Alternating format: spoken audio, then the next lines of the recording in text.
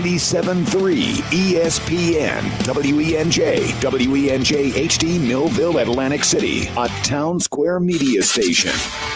This is the Sports Bash with Mike Gill on 97.3 ESPN. Now, live inside the Matt Black Kia Studios, here's Mike Gill.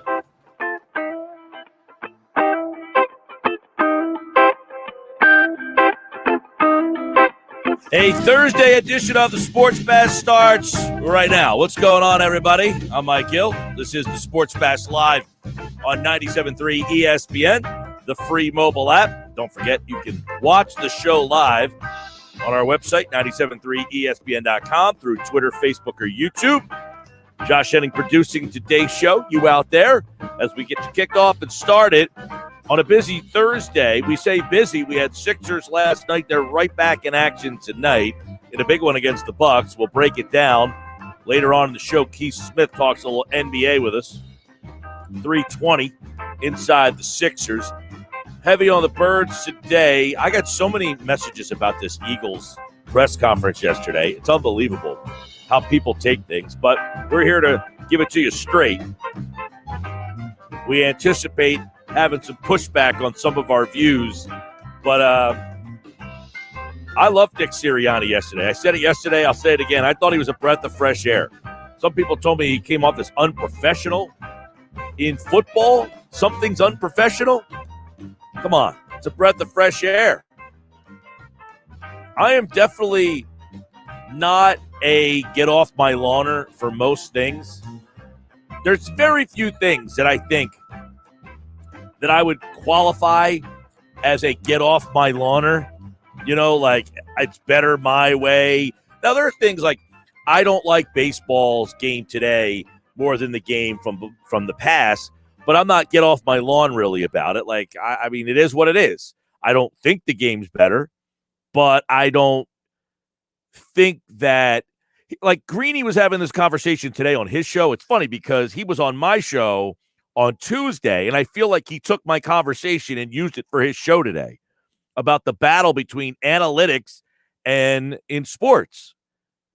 And I thought he brought up an interesting point on my show, which was, you know, art is life. Like, you have the fact of the matter that analytics are part of sports, to me, has ruined sports from what they used to be. It hasn't ruined sports altogether. I think analytics has a place, unfortunately. It's almost like if you could go back and say, look, we don't want the analytics. Let's just start over not knowing the information. I think a lot of people would say, let's go back into a simpler time and just play sport. Just play the game. Let's just not, you know, somebody texted in to the show text board before the show started today. And he says, Mike, I think he was listening to Greeny's show. But he was responding to Greeny's show by sending me a text message. It was John D., and I want to give him credit because it was good. He said, Mike, the problem with analytics is that nobody realizes that these numbers are figured out over time, just like basic strategy and blackjack. You might not win every hand, but if you follow it, it will give you your best chance to win over time. To my response is this. I agree. The analytics help you get an edge, or should help you get an edge. But keep this in mind. I feel like we feel so many times things in sports are absolutes.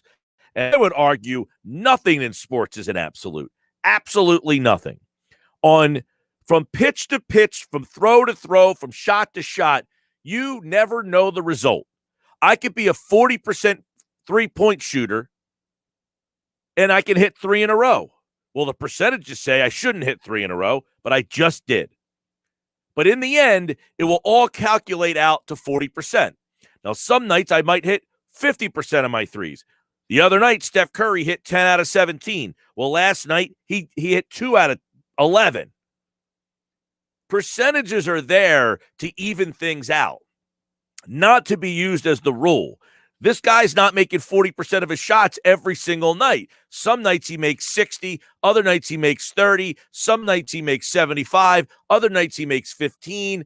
And then that is all calculated into what kind of shooter that guy is. But that doesn't mean he's that kind of shooter every single day of the week. And I feel like the analytics tell us, well, he's a 42% shooter. That means he's going to shoot 42% almost every single time he plays. Over all 82 games, for the most part, he will shoot 42%. Or if he hits the ball to the right side 87% of the time, in this at-bat, it's most likely he will hit the ball to the right side. Well, yeah, 87% of the time is pretty high. But if you are playing in a spot where he hits it 87% of the time, and that other 13%, he pulls one down the left field line and you were unprepared for it.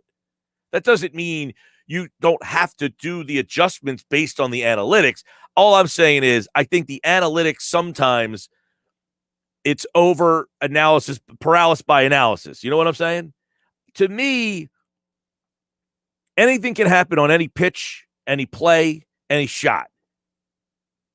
To me, sports, I think of it as more as a crapshoot than a hand of blackjack. Blackjack, there's percentages.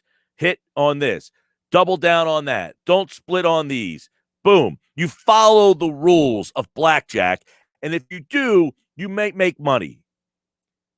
And if you follow the analytics in sports, you might win. But you're not definitively winning. To me, sports is a crapshoot. Yeah, I'm going to fire those dice, and I'm going to play my numbers, and I'm going to, do some wonky things from time to time. Why? Because some nights I shoot 10 of 17, and other nights I shoot 2 of 11. And in the end, I hope it all averages out to my 42%. Elliot's watching in New Zealand. It's 6 a.m. I got to give him credit. 6 a.m. in New Zealand, and you're watching the Sports Bash. How did you even find us, Elliot? Check in most days. Love your work. Fly, Eagles, fly. I want to go to New Zealand so bad. I would love to go. How far is a flight from Atlantic City, New Jersey to New Zealand, Elliot? Give me some information on that. Man, that's awesome. That is so cool that you are watching the show in New Zealand. So Greeny brings up the point today. And look, I preface this by saying I'm not like a get off my lawner. I just feel that we rely, and I talked about the whole dysfunction in the franchises, that teams rely so much on these analytics, and then they're telling their scouts to do the job, and they can't get along. But I think there is a common ground. The problem is you need to be able to find the people who specialize in both. The common ground is to find someone who is a scout, but also relies on his ability to watch talent with the naked eye, and then also be able to essentially utilize the analytics and mix them in. And I bring this up like last night's Sixers game.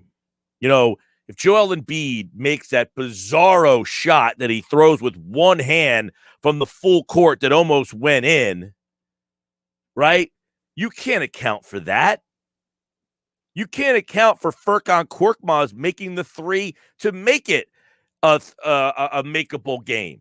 You can't account for the three that Joel Embiid makes as a step-back three and kept the kind of Sixers. I mean, they weren't really in that game. Joel Embiid 38-17, by the way. They weren't really in that game in the last 13 seconds. When Booker hit that three, that was pretty much game, set, match. But all the weird stuff that happened after that was just bizarre, that Embiid gets a rebound from a Chris Paul, who, by the way, shoots 92% from the free throw line. So the analytics would say he's making these free throws. He's making those free throws, but he didn't. He didn't make them. So the absolute there was he was making those two free throws. He's a 92% free throw shooter. He didn't make it, and B got the rebound. He throws the ball all the way down the court. It goes about 53% into the basket and then pops itself out because he threw it so damn hard that the momentum of the ball actually popped back out. All right, so I find that conversation to be really interesting. And I think there is a definitive, almost, it's like everything in life, right? There's this like polarizing stance, like you're on one side or you're on the other. You can't just have a middle ground. And that's the problem. This conversation with analytics and sports and scouts and football guy and this guy, there is a middle ground that you have to have. You can't just pick one over the other, because if you do, you are losing information. The problem, like I said, it's like Back to the Future. I have Gray's Sports Almanac. Now, that one had all the answers. But in the end, Marty McFly wishes he never found that almanac. In the end, I think sports fans wish they just never stumbled upon analytics. I think in the end, if you ask the sports fans, you would say, you know what? I think we were better off in simpler times. Just play the game, may the best man win. Not who has the best information and they win. Because that's essentially what it's come down to now. If you have better information than I do, there's a good chance you might win the game. Because talent for talent, these are all professionals. Talent for talent, professionals are, I might beat you, you might beat me. Yeah, some nights you have better talent than me, this team has better talent than me, and we beat you. But now that gap is closed. Why? Because the less talented team might have more information. So I think if we had our druthers, we might just go back and say, you know what? The guy who decided to bring in all these extra stats and enter them into our games, we're probably better off without you. Thanks for coming. We're going to show you the door. We'll do something else. We appreciate your effort, but we like the kindler, simpler time in our sports, right? Don't you think? If you had the option to check that box, hey, do you want to go back and get rid of analytics and just play the games like they used to be played? Sign me up. I don't need launch angle. I don't need exit velo. I'm not saying they don't have a place. Like if you're someone who studies that stuff and you're saying, hey, the fact that the ball, the launch angle of that ball allowed it to go further and that impresses you, great. I don't care how high it was. Where did it land? Where did it end up? How did it get there? I don't care if it went off the bat at 120 miles an hour or 48 miles an hour. I recognize that a ball at 120 miles an hour might have a better shot of finding a hole, and you might be able to do more damage. And over time, that if you hit the ball that hard frequently, you might be a better hitter, but I don't really care. Find a hole, have it drop, get on base. How many times this year we see a little dribbler? The exit velo on that one was 47 miles an hour. That guy standing on first base. Guy rips a line drive at the third baseman. Third baseman stabs it out of the air. That one was 111 miles an hour off the bat. He's out. The other guy's on base. It's almost like we've created these numbers to become impressed by.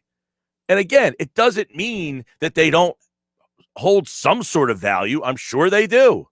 I'm sure somebody's saying you hitting the ball harder more frequently, you should probably get more hits. Or the ball,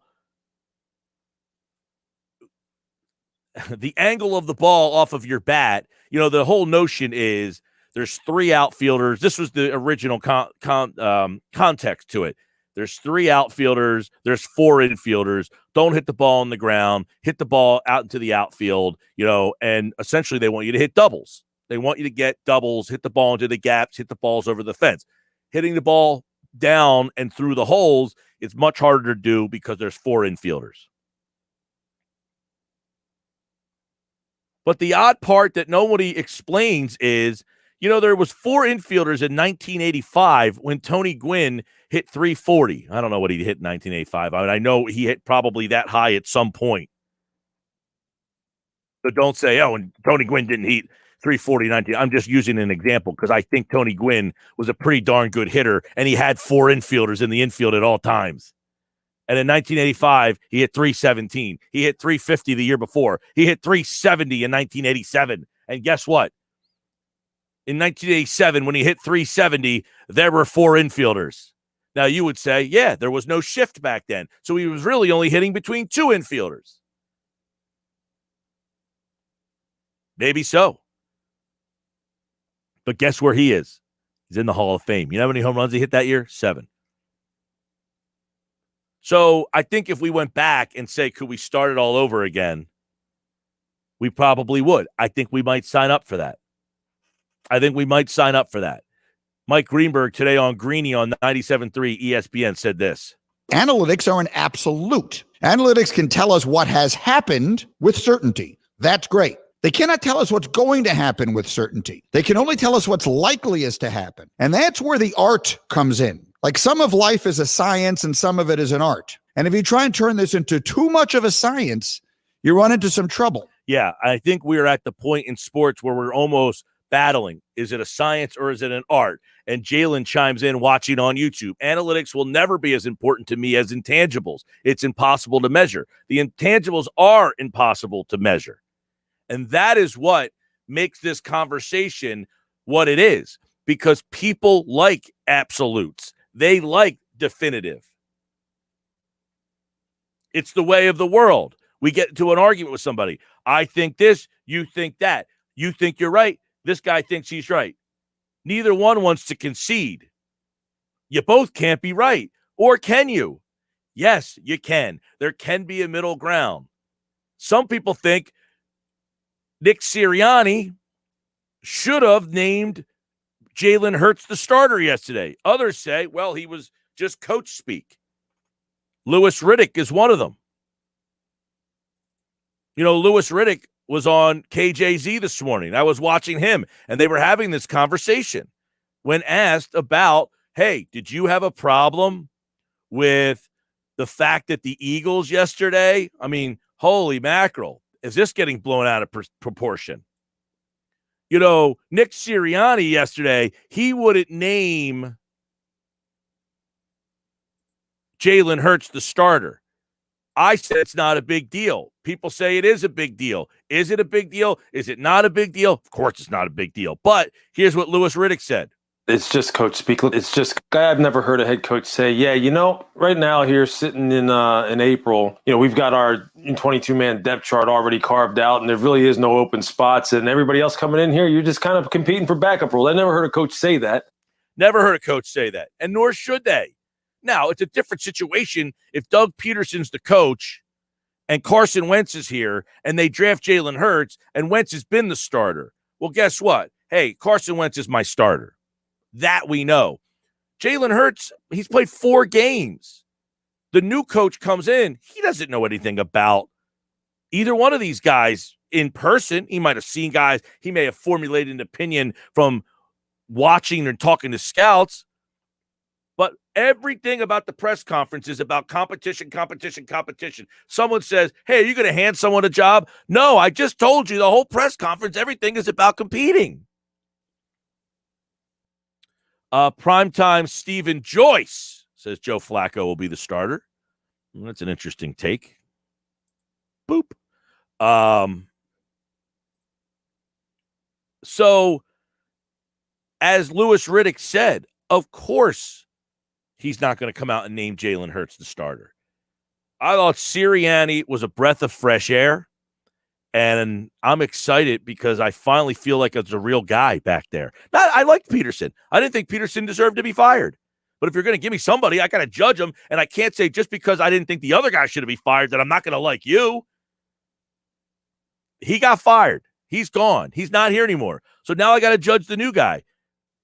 I think Sirianni is going to be a breath of fresh air. Not that I say he's better than Peterson. They're different.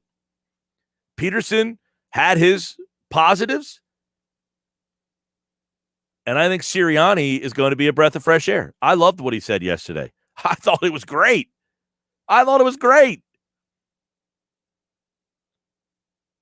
Guess what? The world we live in is a changing, if you haven't noticed. And forget what's going on in the world in the outside of the sports realm. I'm talking about the sports world we live in. It's evolving.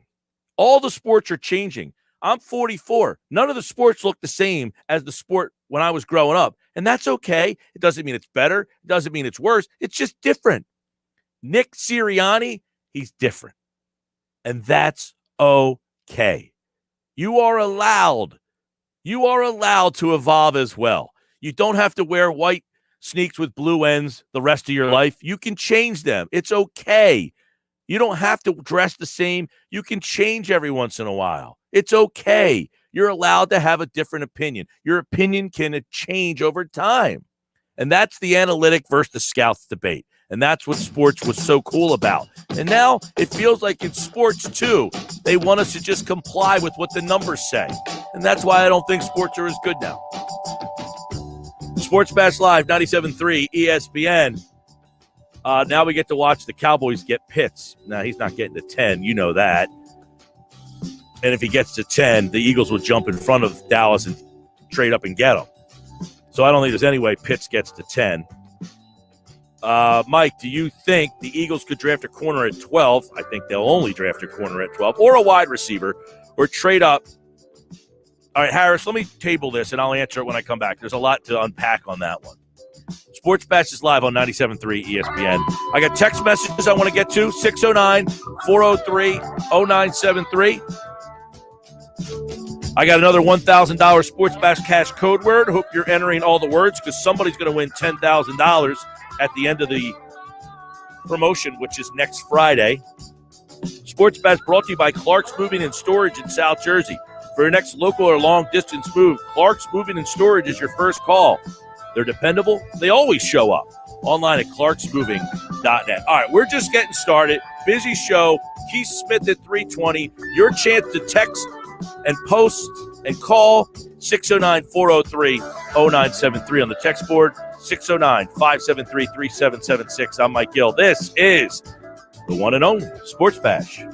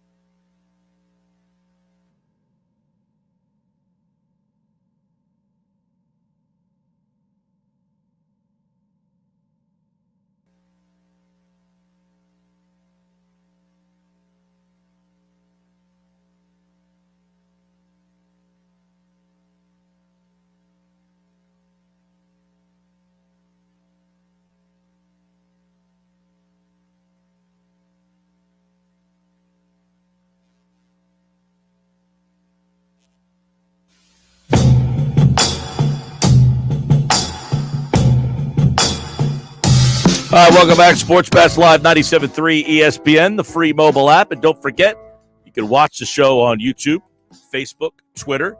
It's easy to do. Just go to our website, 973ESPN.com. A couple text messages I want to get to, some comments on the video stream as well. I'm going to bring back this one from Harris, who's watching on YouTube. He says, Mike, do you think the Eagles could draft a corner at 12? All right, Harris, this is what I think.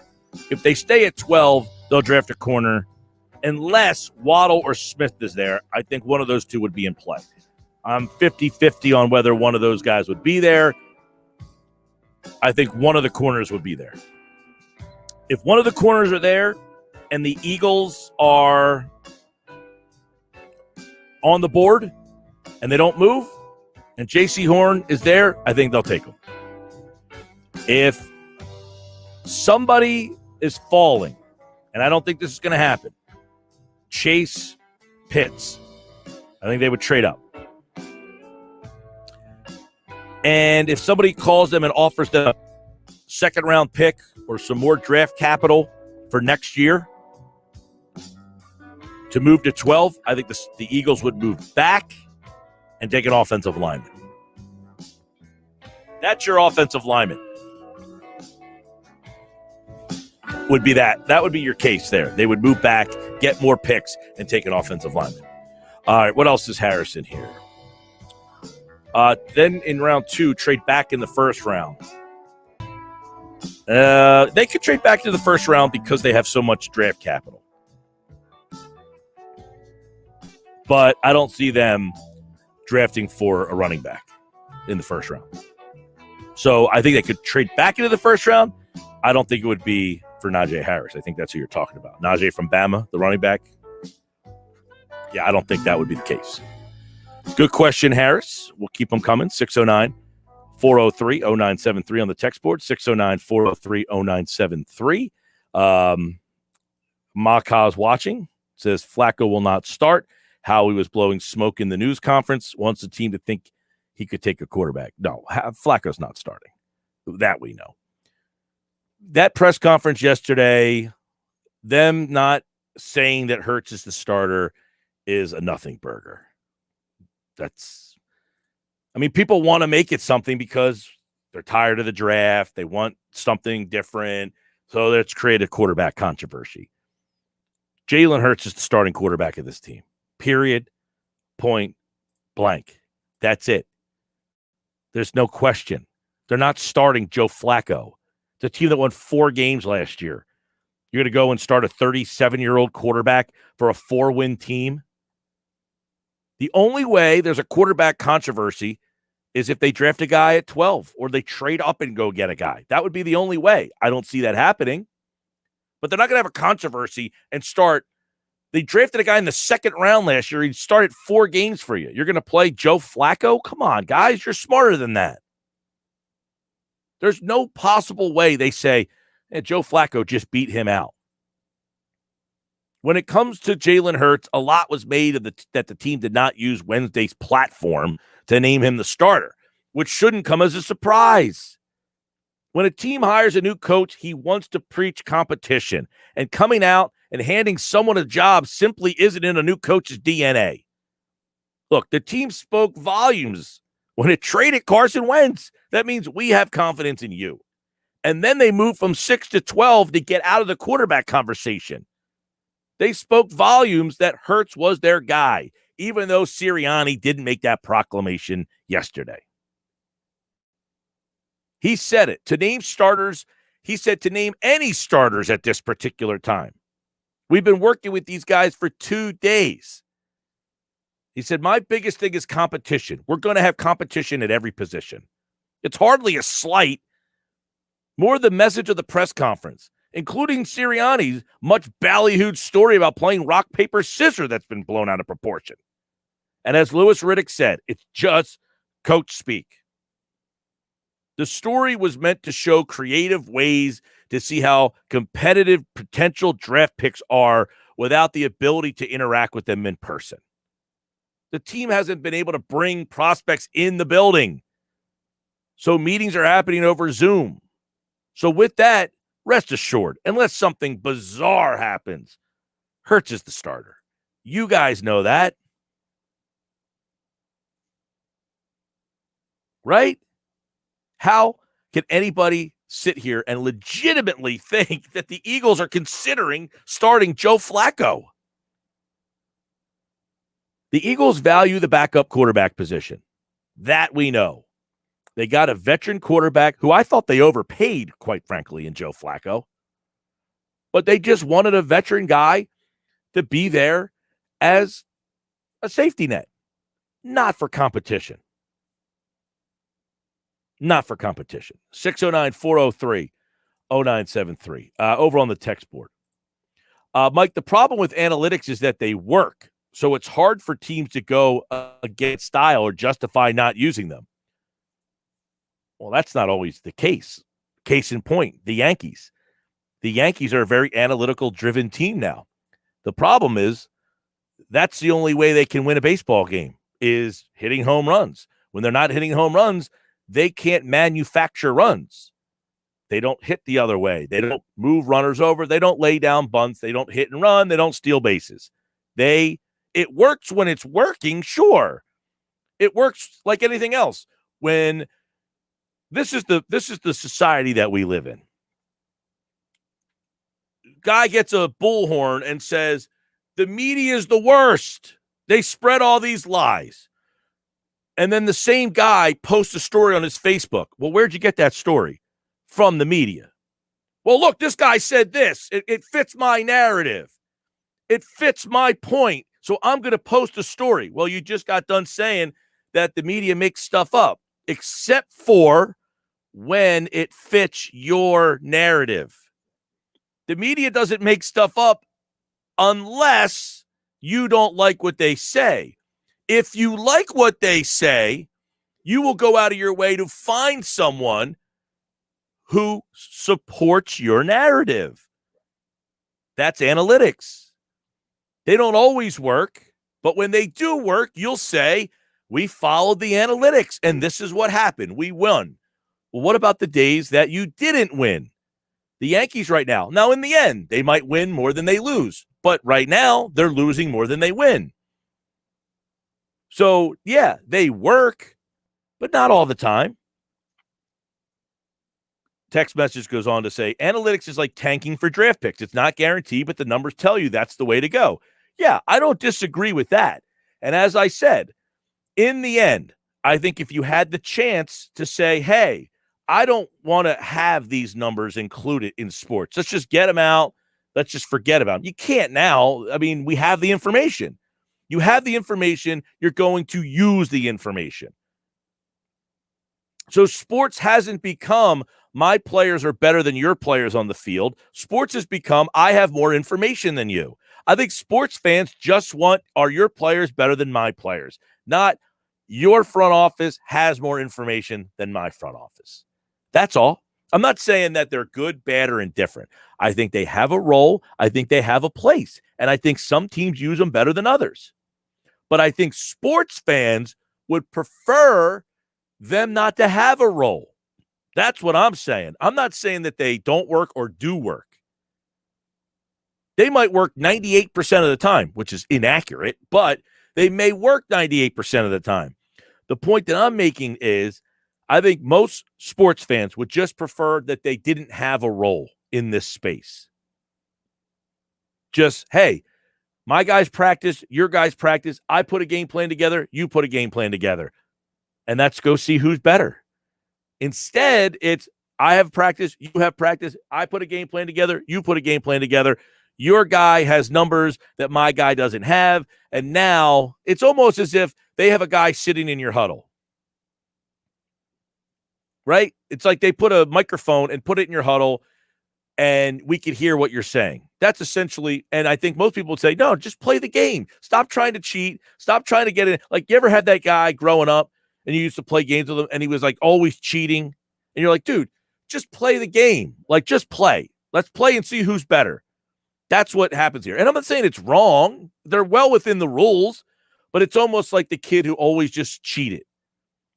Like, stop cheating, dude. We're playing one-on-one basketball in front of your house. Right? Who cares? There's nobody here. The newspaper's not going to come and interview us after this game. When we're done, we're going to go inside and have chips. 609-403-0973. Yeah, it just feels like it's taken some of the fun out of what's supposed to be pure, just playing sports. Who has the best athletic ability? Who has the better game plan? Right? That's what's gone. All right. A couple more text messages coming in. Wide receiver, cornerback in round 1. Well, yeah, they're the two. Look, if you look at almost every mock draft out there, it's almost, if a wide receiver falls to Philly, that they would take that guy, whether it's Smith or Waddle, or a corner. Right? Or a corner. The scenarios of them not taking a wide receiver in a corner, to me, is a trade back, and you would take an offensive lineman. You might take Rashawn Slater, or you would take Ali Vera Tucker. That, to me, would be a scenario that you would not take a corner or a wideout. Now somebody just texted Creed Humphrey, the center. I think he's the center from Oklahoma. I don't think you're going to take a center in the first round. You would. I didn't read the whole text. Oh, second round. Maybe in the second round, but probably not. I think yesterday they said Isaac Seumalo is probably going to be the replacement at center for Kelsey. I think they were pretty clear about that yesterday. I read it anyway. Let me play the bite for you from Howie Roseman yesterday when he was asked about Isaac Seumalo and really his role moving forward and his ability to play multiple positions. But it sounded like to me that they looked at him as the heir apparent to play center. Isaac gives us tremendous flexibility to take the best player at either of those two spots because he does have the ability to be a good starting center. Obviously, we've seen him play guard. So having a guy like that allows us to not force either of those two positions. So he kind of said he could play center, and having him allows us to not have to force, hey, I need to draft a center, or hey, I need to draft a guard. Because if they find a center that they like, they can draft a center. If they like a guard that they like, they can take the guard, and then they can play Seumalo at the other spot. So that's why I don't think they would take a center in round 2. 609-403-0973. 609-403-0973. Keep your questions coming. Keep your posts coming. If you are watching the show live, I will continue to pop your questions up on the video stream. Jalen says, don't people realize if the Eagles were thinking of starting Joe Flacco, they would have stayed at 6 or moved up for a quarterback? They wouldn't be comfortable with Flacco. It's a goofy narrative. They have no intention of starting Joe Flacco. You're absolutely right. And by the way, in September, if they do, I will rip them. It would be asinine to start Joe Flacco. But at this point, they know what Joe Flacco is. Joe Flacco is a veteran who just kind of is here. All right, Sports Bash is live. It's brought to you by Matt Blatt Kia. They want to get you approved today. Matt Blatt, 6211 Black Horse Pike, Egg Harbor Township. Hey, if you're watching the show live, keep the comments coming. If you're listening on the radio, 609-403-0973 text board. Or we could open up the phones between now and the end of the hour if you want to fit a couple calls in. 609-573-3776. 609-573 ESPN 3776. If you're in South Jersey, if you are in Delaware, or wherever you're listening, you're watching the show on the video and you want to chime in, we'll pop the number up on the screen as well. I will talk some Sixers in just a bit.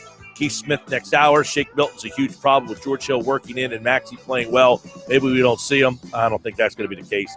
I don't think they trust Maxey yet. We talked a little bit about that with Inside the Sixers, Paul Hudrick yesterday, actually. Go back and check out those interviews. Inside the Sixers on our YouTube channel. I'm Mike Gill. This is the Sports Bash live on 97.3 ESPN.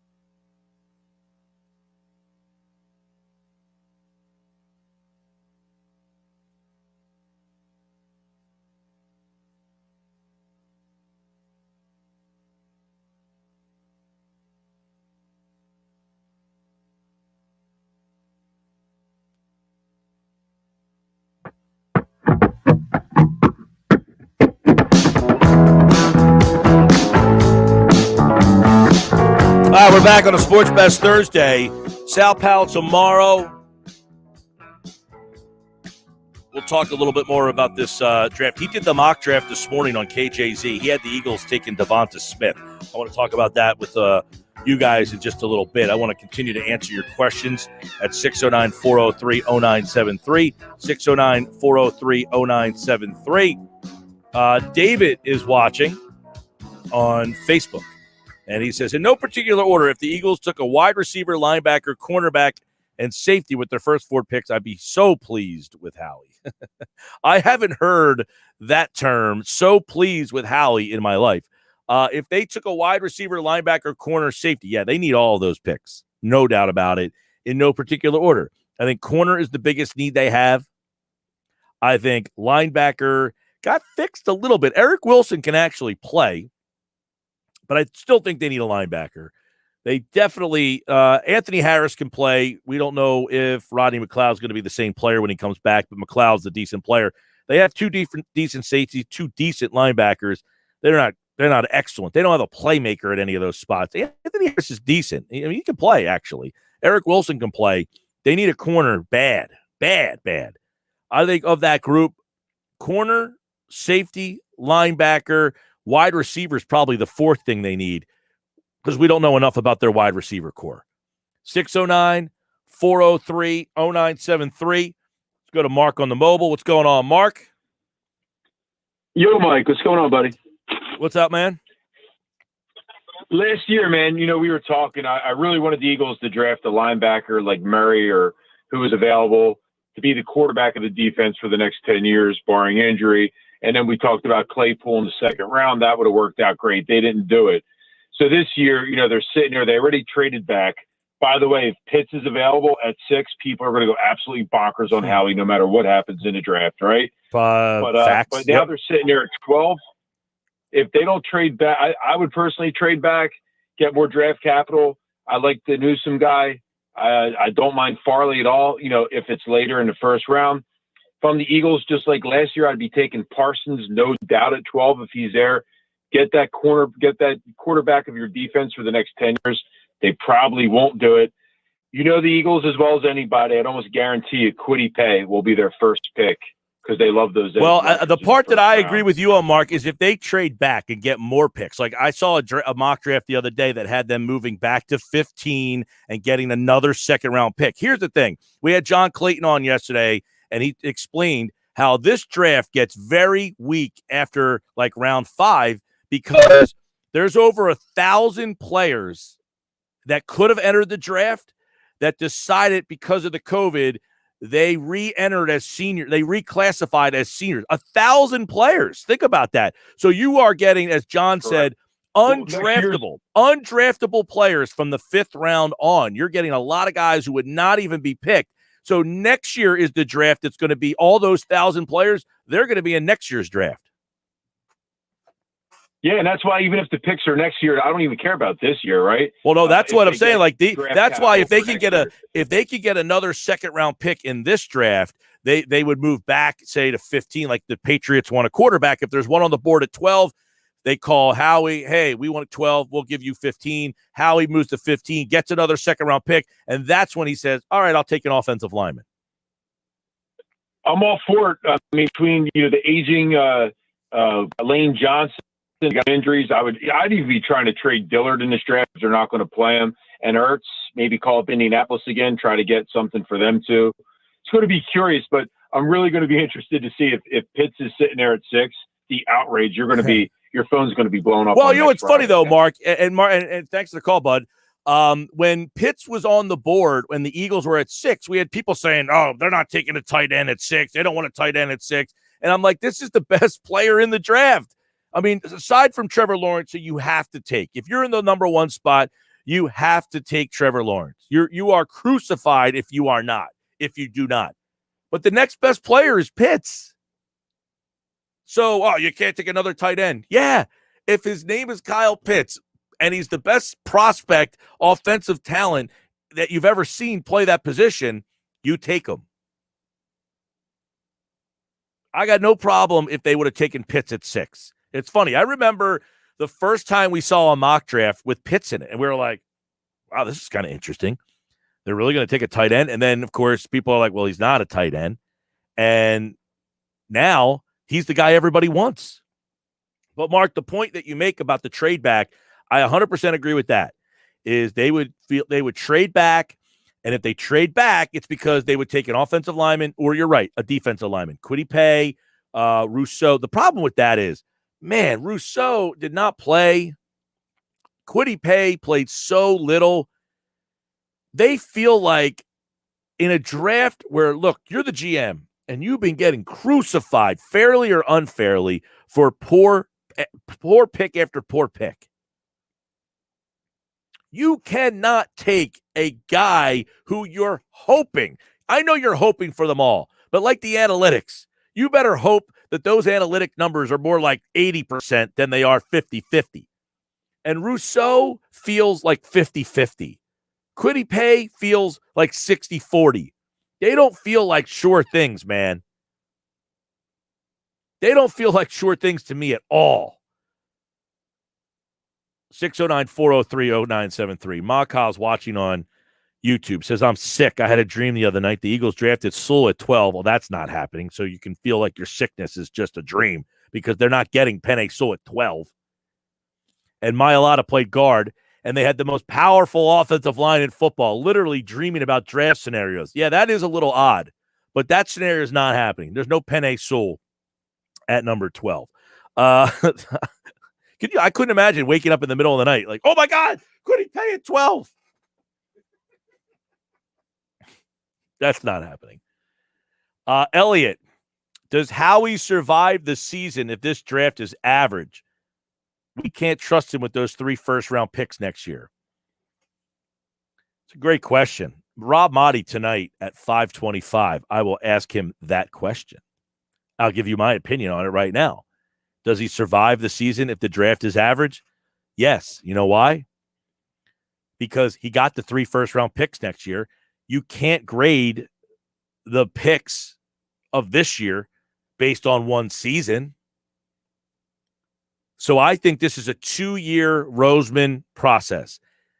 And he gets this draft and next draft. He gets, a boatload of picks. And at the end of that, if you don't come out on the other side with positivity, a team with the arrow pointing up, I think then he would be gone. And at that point, I think he would be gone. Jalen, I've had dreams and nightmares on and off for weeks, too close to this thing. Is this what's people dreaming about this stuff? Like in your dreams, you're waking up in the middle of the night in a cold sweat about the NFL draft? I thought that was only Jets fans. 609-403-0973. You know what else is funny about this Flacco stuff? There was just a credible report that Laurie wanted to go with Jalen this season, and he's supposed to be more involved and powerful than ever. He's supposed to be dominating the organization, controlling the draft. He told them not even to draft a quarterback, but wait, now they're going to go on with Flacco on a whim? Can't have it both ways. No, they're not going with Flacco. That's the guy who finds the article that's written by IagreeWithYou.com. Right? It's IagreeWithYou.com. That's what that is. Sports Bash is live on 97.3 ESPN, the free mobile app. More of your draft questions. Keep them coming. 609-403-0973. More draft questions. I will answer them throughout the day. I love answering the draft questions, so keep them coming. I will continue to do so. I will get into the Sixer game from last night. The Sixer game tonight, very important. We'll talk some Phillies with Scott Lauber at 4:40 today. Rob Motti from the AP covers the Eagles tonight at 5:25. If you're watching the show, don't forget, share and like us from wherever you're watching. Please do that. That will be very nice. I would be very grateful if you share and like this program on the video. And don't forget, I got a Sports Bash Cash code word right now. It's worth $1,000. It's your chance to win Sports Bash Cash up to $10,000. Enter the code words every day at 973ESPN.com or with the free mobile app. The more codes you enter, the more chances you have to win up to $10,000. Here's the Sports Bash Cash code word. Fish. F-I-S-H. Fish. Enter it now on our website, 973ESPN.com, or use the free mobile app. Sports Bash Cash is brought to you by Jersey Shore Federal Credit Union for all your lending needs. Get the next Sports Bash Cash code word at 3:55.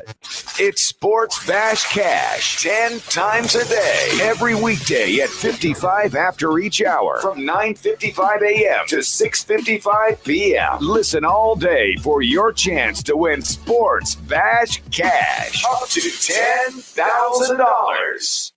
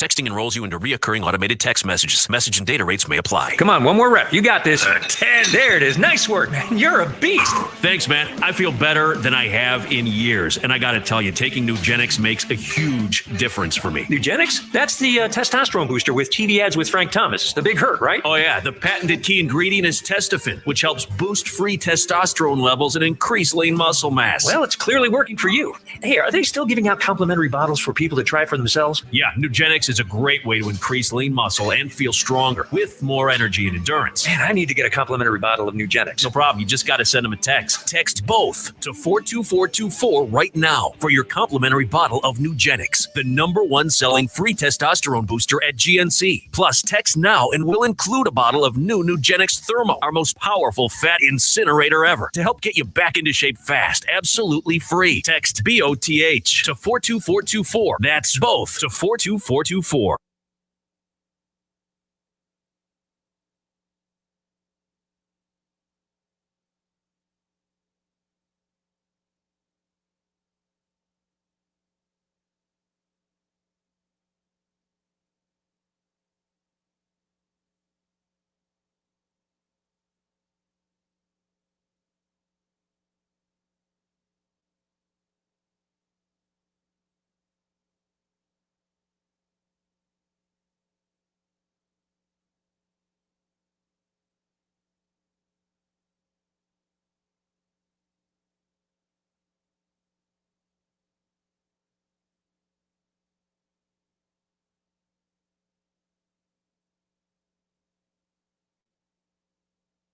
This is the Sports Bash with Mike Gill on 97.3 ESPN. Now, live inside the Matt Black Kia Studios, here's Mike Gill. All right, hour 2 of the Sports Bash live on 97.3 ESPN, the free mobile app. Don't forget, if you watch live, you can always be a part of the live stream in the chat. In 20 minutes, Keith Smith, NBA writer from Yahoo Sports, covers the NBA. We'll talk a little bit about the game last night, the Eastern Conference.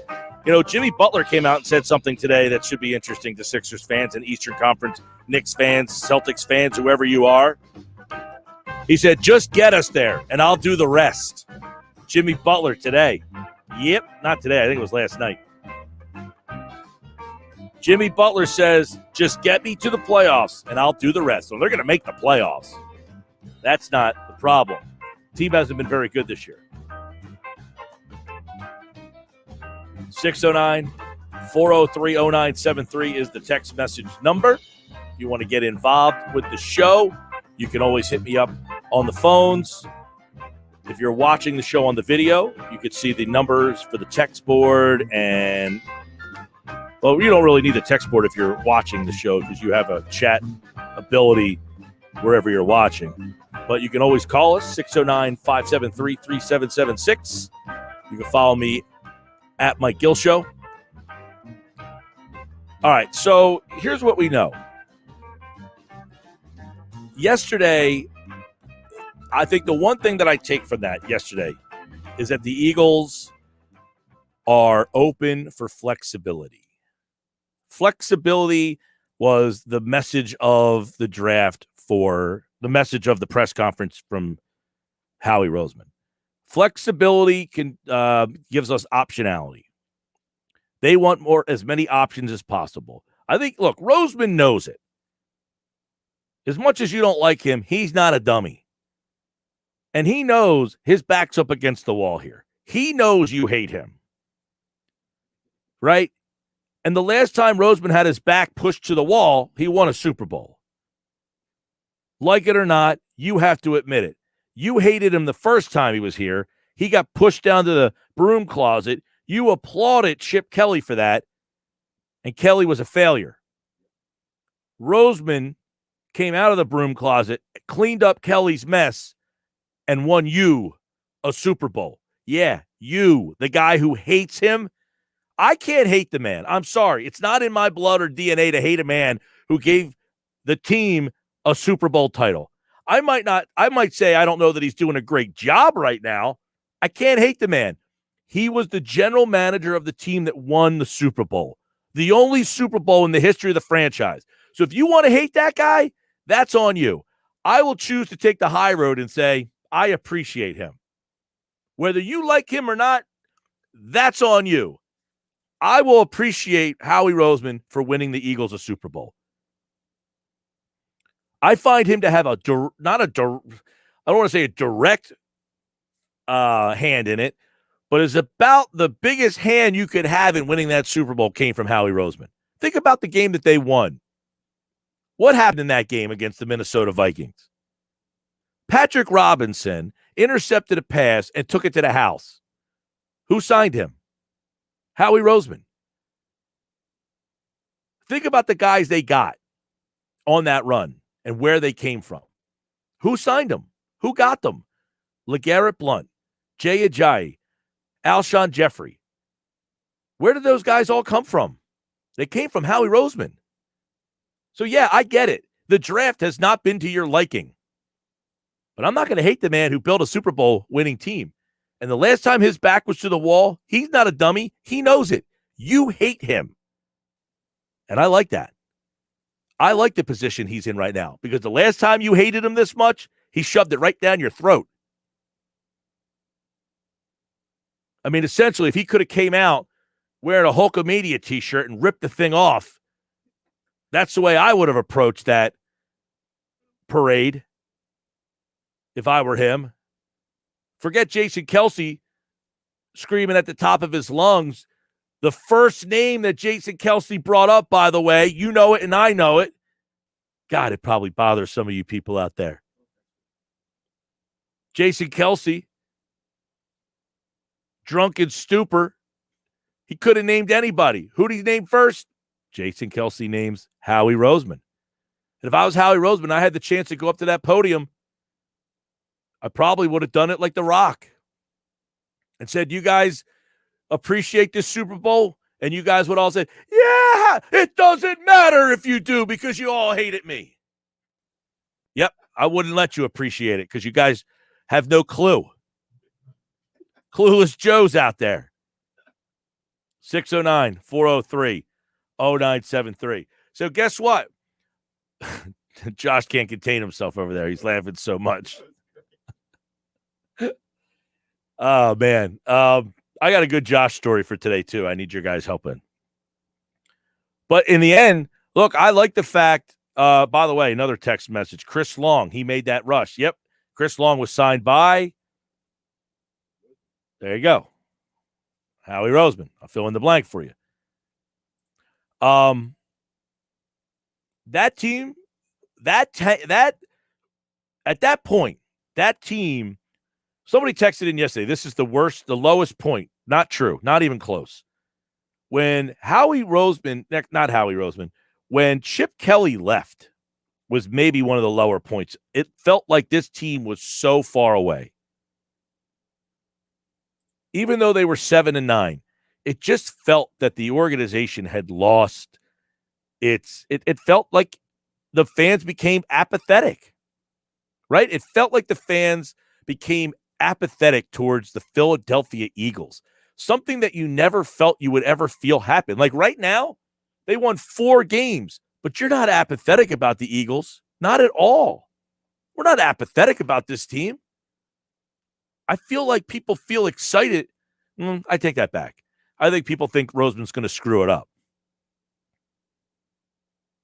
But the last time they were in this position, put it this way, all right? And if you guys can prove me wrong, I challenge you to do so.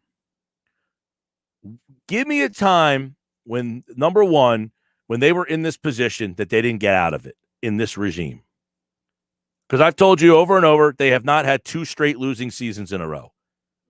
So give me a time where Roseman has screwed up so bad in back-to-back seasons that they went from 4 wins to 3 or 4 wins to 2, or that they're going to stay around 4 wins. I've been the one who's been telling you, I'm excited about this team. I don't think they're in as bad a position as many of you guys out there do. You know why? Because the GM's back's to the wall. And every time this team has had their back to the wall and had a losing season, the next season's turned out pretty darn good. I'm not sitting here telling you this is going to be a Super Bowl contender. But this organization in 25 years of ownership of Jeffrey Lurie, whether you think he's too involved or not, if you like analytics, and I know some of you do, the analytics say this thing is going to turn around pretty fast. Because quite frankly, the last time they had miserable season after miserable season, Ray Rhodes was the coach. Many of you don't even remember who that is. Right? I mean, Ray Rhodes was the coach the last time this team had 2 consecutive losing years, other than the one time during the Roseman era. I said Roseman had it during the Roseman era. They had back-to-back losing seasons once. Other than that, I think it was, I don't even know that Ray Rhodes had back-to-back losing seasons. They went 3-13. He got fired. Kotite was in there. Kotite was before Rhodes, though. So you had Buddy. I mean, really, growing up, from Buddy all the way to now, the team has been pretty competitive. Yeah, I mean, you had a Kotite year where they were bad. You had a Ray Rhodes year where they were bad. You had one Andy Reid season that was bad. You had another Andy Reid season that got him fired. But that's it. You had, so the first Andy Reid season, the last Andy Reid season. Other than that, last year was the only time. So for us to all sit here and think that this team is going to perpetually be down the doom and gloom road of 4 wins is asinine. Analytically, it just doesn't add up. It just doesn't add up. So if we're using analytics in sports, the analytics don't hold up your end of the argument. It just doesn't. The chances of the Eagles having another losing season are not good. Now, I'm not saying they're going to win the Super Bowl. Again, don't put those words in my mouth. There's a couple things that I have said. The health of the offensive line is imperative, and if that works for you, that's a big step. 2, yesterday they announced that the NFL schedule will be released on May the 12th. And when that schedule gets released, the Eagles will play 11 teams that did not make the playoffs last year. You know what that is? It's a recipe for picking up some wins. Now, think back to last year, games that you could have won should you had competent quarterback play and didn't have 13 different offensive line combinations. And then ask yourself, is this really a 4-win team?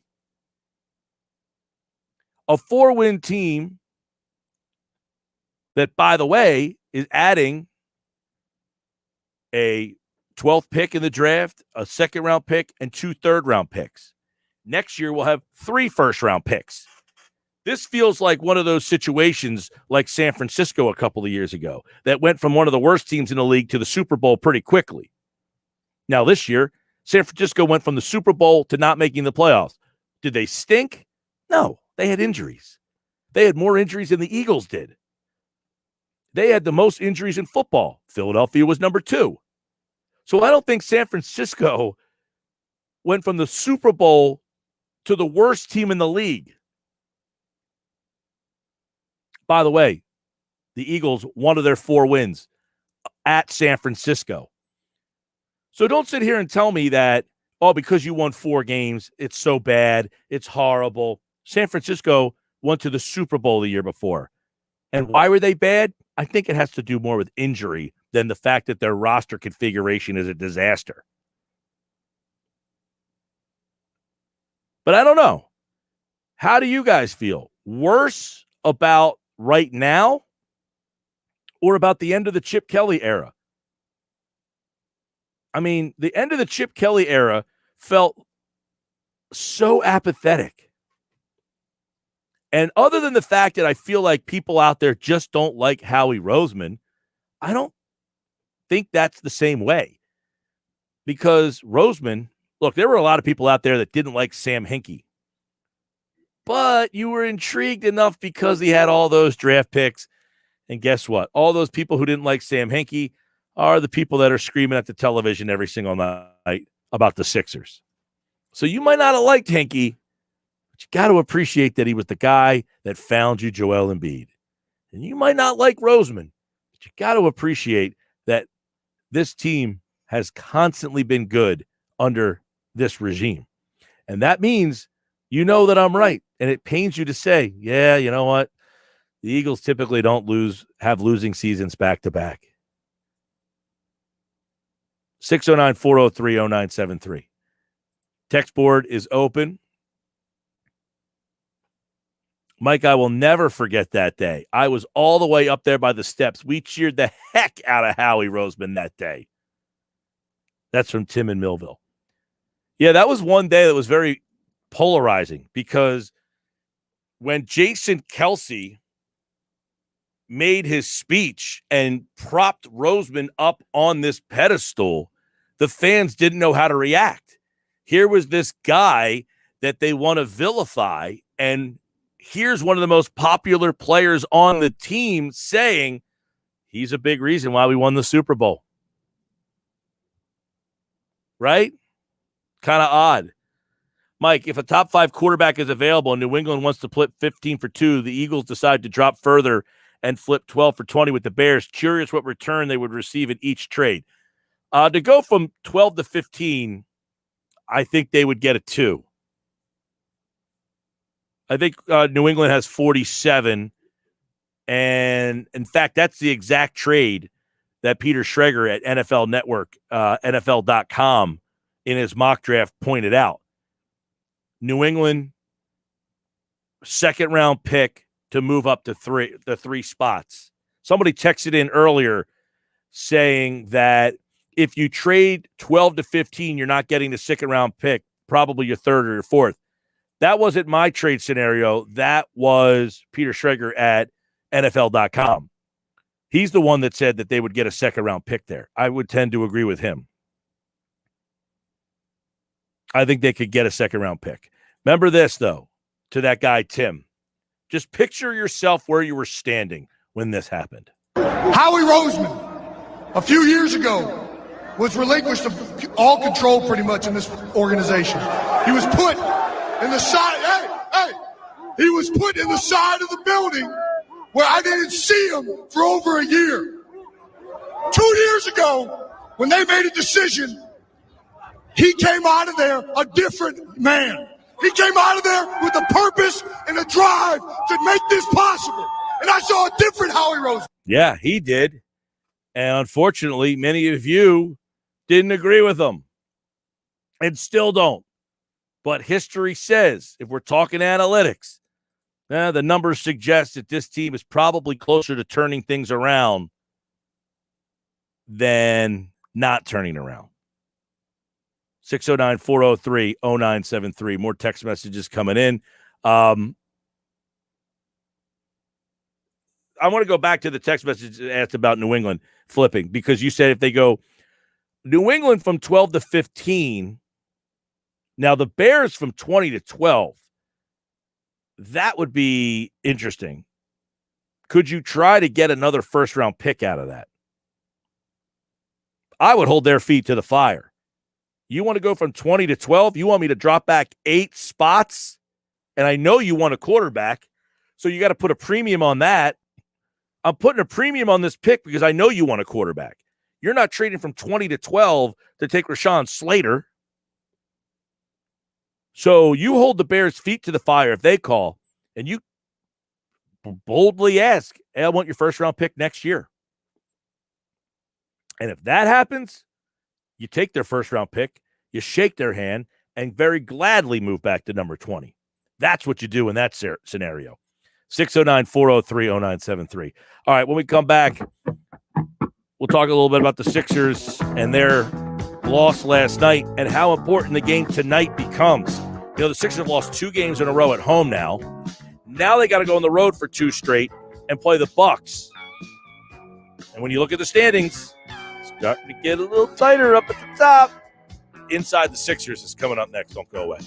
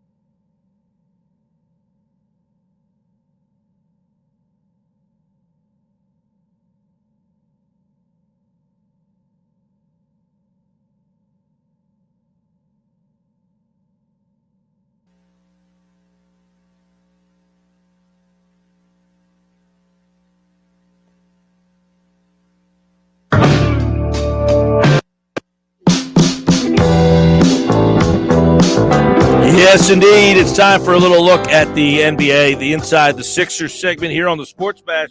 It's brought to you by Jenkins for heating and air conditioning installation service and maintenance plumbing.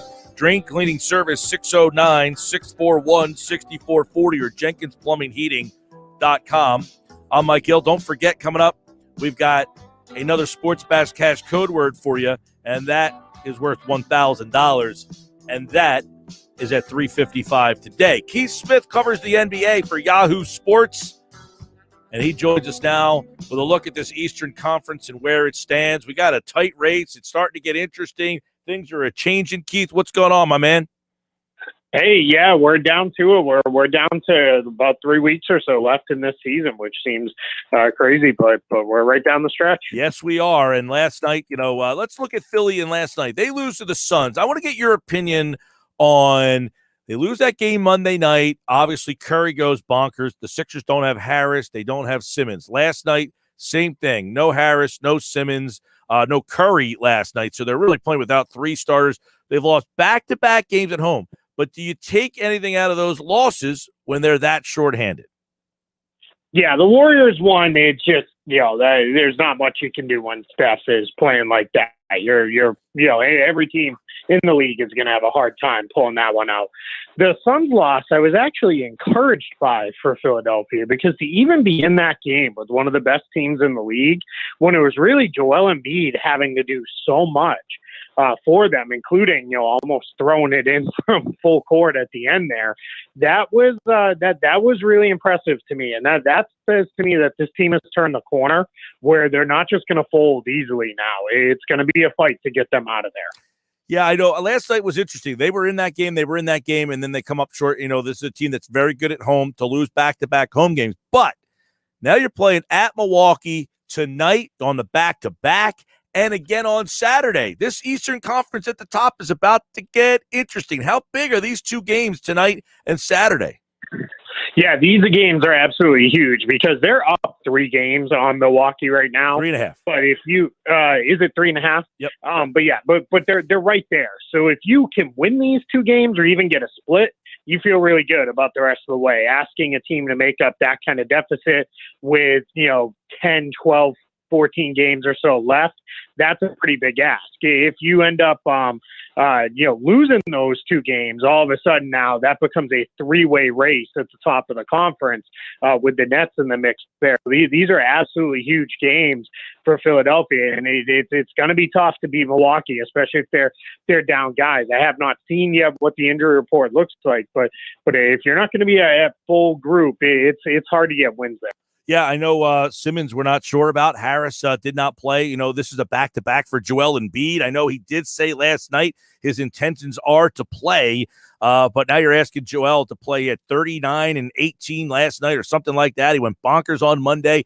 Now he's got to travel the night after and play again. I mean, this just feels like one of those built-in losses most. So this top of the Eastern Conference is going to get interesting. And then, Keith, I guess I got to ask you about the new number 4 seed who has won 8 straight. I know there's 7 back, but if they're in that 4th spot, what do you think of the Knicks? Yeah, I'm not sold that the Knicks are going to finish here. They have an extremely tough closing schedule. So I think it's still very much a toss-up between the Knicks, Hawks, Celtics, and Heat for that number 4 spot, or really who's going to be in the 4-5 series. And then that series itself becomes a toss-up there. And if you're one of those teams, you really want to get into that because that's probably your best shot at advancing to the second round of the playoffs. If you're 6, 7, or 8, you're going to be facing a really tough team in Brooklyn, Philadelphia, or Milwaukee. So it's going to be a fight. But yeah, the Knicks are playing great. They're playing lights out defense right now. They're getting just enough offense night to night. Last night was a little bit of a weird game. It took on a much more of an offensive tenor than most of their games have this season. But they're playing really, really well, and it's going to be tough. They're not going to go away, I guess is the best way I want to put it. They're going to be in that fight all the way to the end. Well, they're interesting. And obviously, we talk every week, and every week stuff evolves, things change. Last week, Boston, they've won 8 out of 10 all of a sudden. So that middle of the East, which looked like it was kind of weak, all of a sudden, all their records aren't much better than 500. But New York, Atlanta, Boston, and then I thought Jimmy Butler the other night said, just get me in and I'll take care of the rest. And they've won 3 straight. Yeah, Miami is one of those teams everybody's been waiting on to go for a run, and they much like the Celtics, have just not had very good health this season. Both of those teams have been missing key guys just about every night. Boston has actually played 0 games with their main guys in the lineup, and that's before you factor in Evan Fournier and Jabari Parker and the post-trade deadline acquisitions for them. So that's a big chunk of why they're there. Brad Stevens said he won't use it as an excuse, but he said part of the reason they're playing better is they've got most of their guys back. So that's going to be the interesting thing to see if those teams can get healthy and get to a good place for the playoffs. They have a run in them like they made last year, and that makes that Eastern Conference playoff field that much more interesting. What else is interesting? Washington's won 6 in a row. They are now in the play-in tournament. They are the 10 seed, and they would be a part of that play-in tournament. They've won 8 out of 10, 6 in a row. By the way, Toronto's won 4 in a row. So the bottom of the East is starting to look interesting. The top of the East, where Philly has got all sorts of injuries. Brooklyn, we know their injuries. Milwaukee has lost guys to injuries. So the middle is catching up. The top is kind of in flux here. But I got to ask you, Brooklyn, everybody's asked all season long. There was a stat the other day that no team has had their top 3 scorers miss 10 or more games. Brooklyn has had all 3 guys miss at least 10 games. We don't know what's going on with Harden. We don't know what's happening with Durant. Should we buy into Brooklyn once they make the playoffs? Yeah, it's hard to buy in fully. You're not going to count them out, of course, and they can still make a run. But buying in fully, I want to see them together. It said for will 10 we? games, that's not going to happen, right? We're not going to see them all together, for 10 games. But if we can see them together for 4 or 5 games, maybe then, they can start to build that rhythm. Otherwise, they're going to have to figure it out on the fly in the playoffs. And that's the tough thing to ask a team to do, because the other teams aren't coming in a little cold. They're coming in matched up, ready to go for you. So you're having to figure that out on the fly. That can be kind of tough. They're very fortunate that they're going to be staring down what should be a, relatively easy first round series. But we'll see if they don't finish, first or second. If they drop down to third, it could, all of a sudden that gets really interesting, because you're looking at one out of Atlanta, Boston, Miami, or New York there, and that's going to be a battle the whole way. What is your take? Because, I was talking about the other day, the Sixers schedule lightens up. They've had a brutal stretch here, but it does lighten up, except for when you take the play-in tournament into account, because before you were playing out the string against teams. Now you're mixed up with a team that might be trying to get into that. Now, that's another thing. Our team's going to be trying to get into that playoff tournament. The whole tanking, do they not want to be like this? Washington appears they want to be in the play-in tournament. Chicago, they're not in it right now. Do they want to try to get into that play-in tournament, or do they not want to get into that playoff tournament? So how are you kind of seeing what's going on with this play-in tournament the first year of this?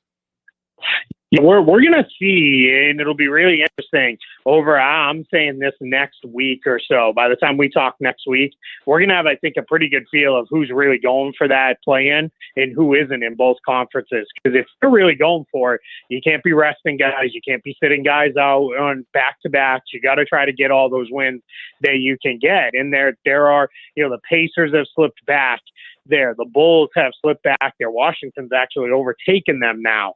And then you've got a couple other teams in the mix as well. So you're in a position where, if you all of a sudden see the Wizards come out and Beal plays every night and Westbrook plays every night and there's no more sitting out, then that tells me they're gunning for it. And they would be a team that I don't know, they're not going to beat one of the better teams in the first round if they could get in as the 8th seed. But they're a team that they can make it a lot more difficult on you than you want it to be, because Bradley Beal's he's one of those guys, much like Stephen Curry in the Western Conference playing picture. He's one of those guys that can win games almost by himself. And if he does that, all of a sudden you're in a series you didn't really expect to be in, and you're extended, out maybe to, 6 games or something like that. So that they're interesting, far more interesting than a couple of the other teams that could be in that mix. Yeah, I know that Washington, as we mentioned, they've won 6 in a row, 8 out of 10. They look like a team that, look, we've been so bad for so long that getting into this might be something good for our franchise, where, I don't know, if I'm New Orleans right now, do I want to make the play-in tournament, or am I saying, look, I got Zion, I got Ingram, I'd rather just sit in the lottery again? Yeah, if you're New Orleans, the tough thing is you don't want to come into another year with Zion and say, hey, I know we missed the playoffs the first 2 years, but this year we're going to get it done.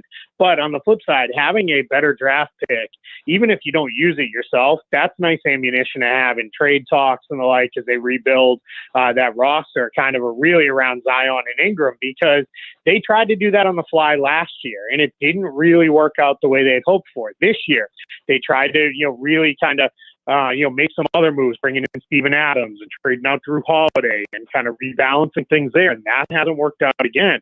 So now you're facing a third year where you're going to have to make some pretty big roster changes because the Western Conference is just too deep and too tough to, hope for incremental improvement of your players on your roster being enough to get you there. You have to get that outside help to push yourself over the hump. And that's where, if you're New Orleans, if you're thinking, well, we could just get in there and get swept in the first round or losing 5 games or something like that, is that enough? Or would you, like you said, would you rather just be on the outside looking in and improve your draft stock? All right, Keith, we got 14, 15 games left, maybe even less than that for most of these teams.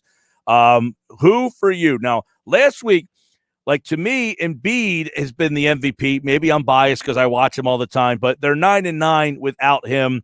They win 78% of the time when he plays. But I will say, a lot of people think Nikola Jokic is the MVP. And we said, all right, let's see what happens when Murray's out. Well, they've won 4 in a row all of a sudden, and the team is still not dropped. So do you lean Nikola Jokic, who has not missed a game? Do you like Embiid, or is there somebody else?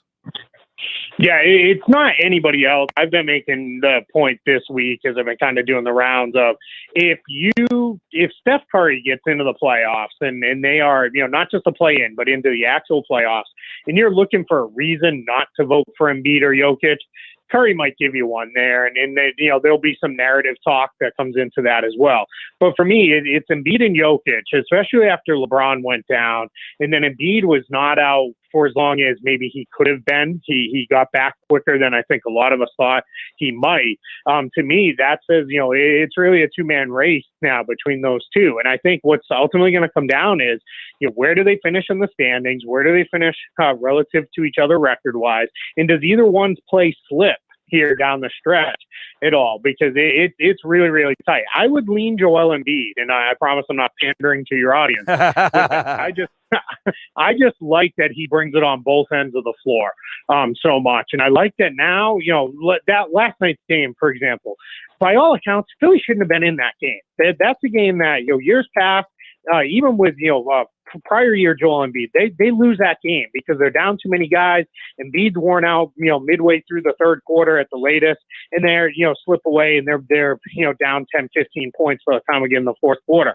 But he's a new player this year. He's really dedicated himself. He's out there, bringing it all game long for, 40 plus minutes when he needs to. So that to me, that says, he's an MVP level guy, and he's got his team right there at the top of the conference. But a few weeks left here, lots to still be decided. Yeah, and that's a good way to put it. And by the way, Embiid missed a bunch of games because of COVID protocol. It wasn't by any. It wasn't because he was injured in all of those games. Because people have knocked him for only playing. He's missed 18 games this year. But some of those were because of the COVID protocol. So I don't know how you even factor that in, right? Yeah, and that one's tough. And I get it. If you wanted to say, all things are completely equal, I'm going with the guy who played, 65 games in a 72-game season. I can't really fault that logic because, it's like we always say, no matter what the reason, availability is the best ability. Yep. But I'm with you. I don't like docking the guys. I don't like docking a guy for injuries anyway. There is a point where it gets to be too silly. You can't play, 25 great games and be the MVP. You've got to be there longer than that. That always brings me back to, when they gave Rafael Palmeiro that gold glove when he played 25 games at first base that year. Well, what are we doing? That's not a thing. We can't do that. So yeah, I think it is, I think Embiid's played enough and his team's been good enough that I think that overcomes any of the games he's missed. Right, and that was his rookie of the year. They gave it to Brogdon in part because Embiid missed so many games, but he was so impactful in the 28 games that he did play. It was or I think he might have played 38 games, whatever it was. It was man, look at the impact he made on a team that couldn't get out of its own way. They were on the brink of making the playoffs that year until he got hurt, and then the season fell apart again. But it should be interesting. The two great candidates. We got two great, the games have not been great this year. We've had a lot of blowouts, but we are having some interesting races, and we'll see how this play-in tournament adds to the intrigue over these final 4 weeks of the season. Keith Smith, Yahoo Sports NBA, at Keith Smith NBA on Twitter. And, of course, he, like all guests, appears via the Boardwalk Honda hotline. All right, Keith, we'll talk to you next week, man. All right, thank you. Y'all stay safe, you and yours. And when he's back next week, we will be another week closer. The Sixers will have played the Bucks twice. They would have played Oklahoma City and Atlanta. So we'll have a much better or different, definitely a much different look at the standings when Keith's back next week. Great to have a national perspective on the Sixers during Inside the Sixers here on the Sports Bash Live on 97.3 ESPN, the free mobile app. And don't forget, you can watch the show live, Facebook, YouTube, or Twitter.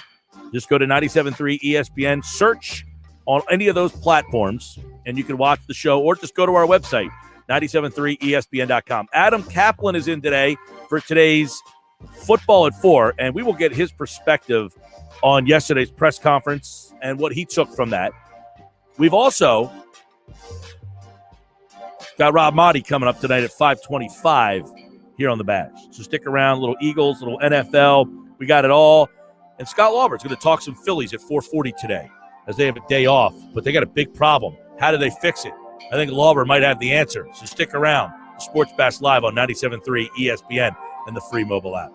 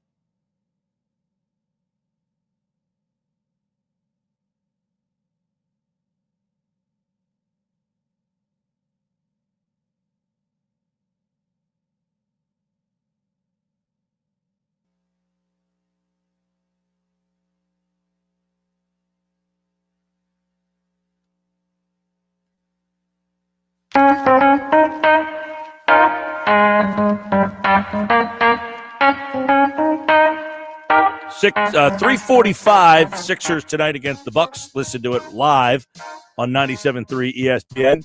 Over on the text board, 609-403-0973. Mike, imagine the Bears trade up and the Eagles having 4 first-rounders next year plus big cap money. Just thinking about it, wow. Yep, it's a possibility. If the Bears want to move up to 12, I'm not moving back 8 spots for less than a first-round pick next year. Sorry, Bears. That's the hard ball I'm playing. How about you? You want to move up 8 spots? I know you want a quarterback. How bad do you want a quarterback? You want to stick with Andy Dalton? Have fun with that. Or give me your first-round pick next year. That's what I'm demanding. I mean, do I take a Bears second-round pick this year? Probably not. I'd stay at 12 and get my guy. But on the flip side of things, you could really say, look, I'm going to squeeze and squeeze and squeeze everything out of you. You know, you say, I'll take a first-round pick. I will take your first-round pick next season if you want a quarterback that badly. That's why the Eagles have some power right now. You know, it wouldn't be the first time that Howie Roseman has taken advantage of a GM who's desperate. Well, they essentially did that, not with the Dolphins here. The Dolphins I wouldn't call desperate. I mean, talk about but Sam they did. Bradford. I was going to say they did it with the Vikings, and they needed a quarterback, and they had to have Bradford. They got a first round, and Howie got a first-round pick out of them. Ryan Pace is he is like the GM from draft days playing for the Jaguars, who's desperate for a win. That guy literally was supposed to rebuild the Bears. They got to the postseason a couple times, but they've done absolutely nothing there. The Trubisky thing has blown up in his face. Trubisky's not the backup quarterback for Buffalo. I don't like Trubisky. To me, once he's written off, which is now, he's done. Yeah. Your chapter verse is done. You're fired.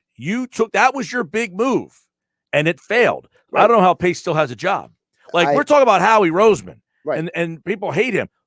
Look at what Ryan Pace did. He traded up one spot and gave a first-round pick the next year and took Mitch Trubisky in a draft that had Pat Mahomes, Josh Allen, and Deshaun Watson and Lamar Jackson in it. Not that you were going to take Lamar Jackson at 2, but still, you took the worst of all of them.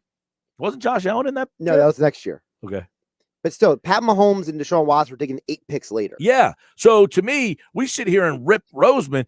Ryan Pace still has a job too. I mean, look, I get it. It's apples and oranges. Sometimes it's their organization. And you would say, yeah, I want their organization should fire that guy. But I'm saying that's egregiously bad GMing, not what we're doing here. Pace and Nagy, by all accounts, are on their last legs in Chicago. They got to do something this year or they are toast. And if you're Howie Roseman, maybe you stay in touch with them and be like, hey, buddy, can I help you out? Anything you need? How you doing? Well, there's no question. You have to know which teams want quarterbacks, right? You have to be on the phone with those teams. Hey, Bill Belichick, we know you're interested in a quarterback. Our lines are open if you're interested, you know. He has to know Chicago. Are you dealing with Washington in your own division? You've done it before. You have, but you gave them McNabb. Sure. You didn't say, hey, come pick a quarterback.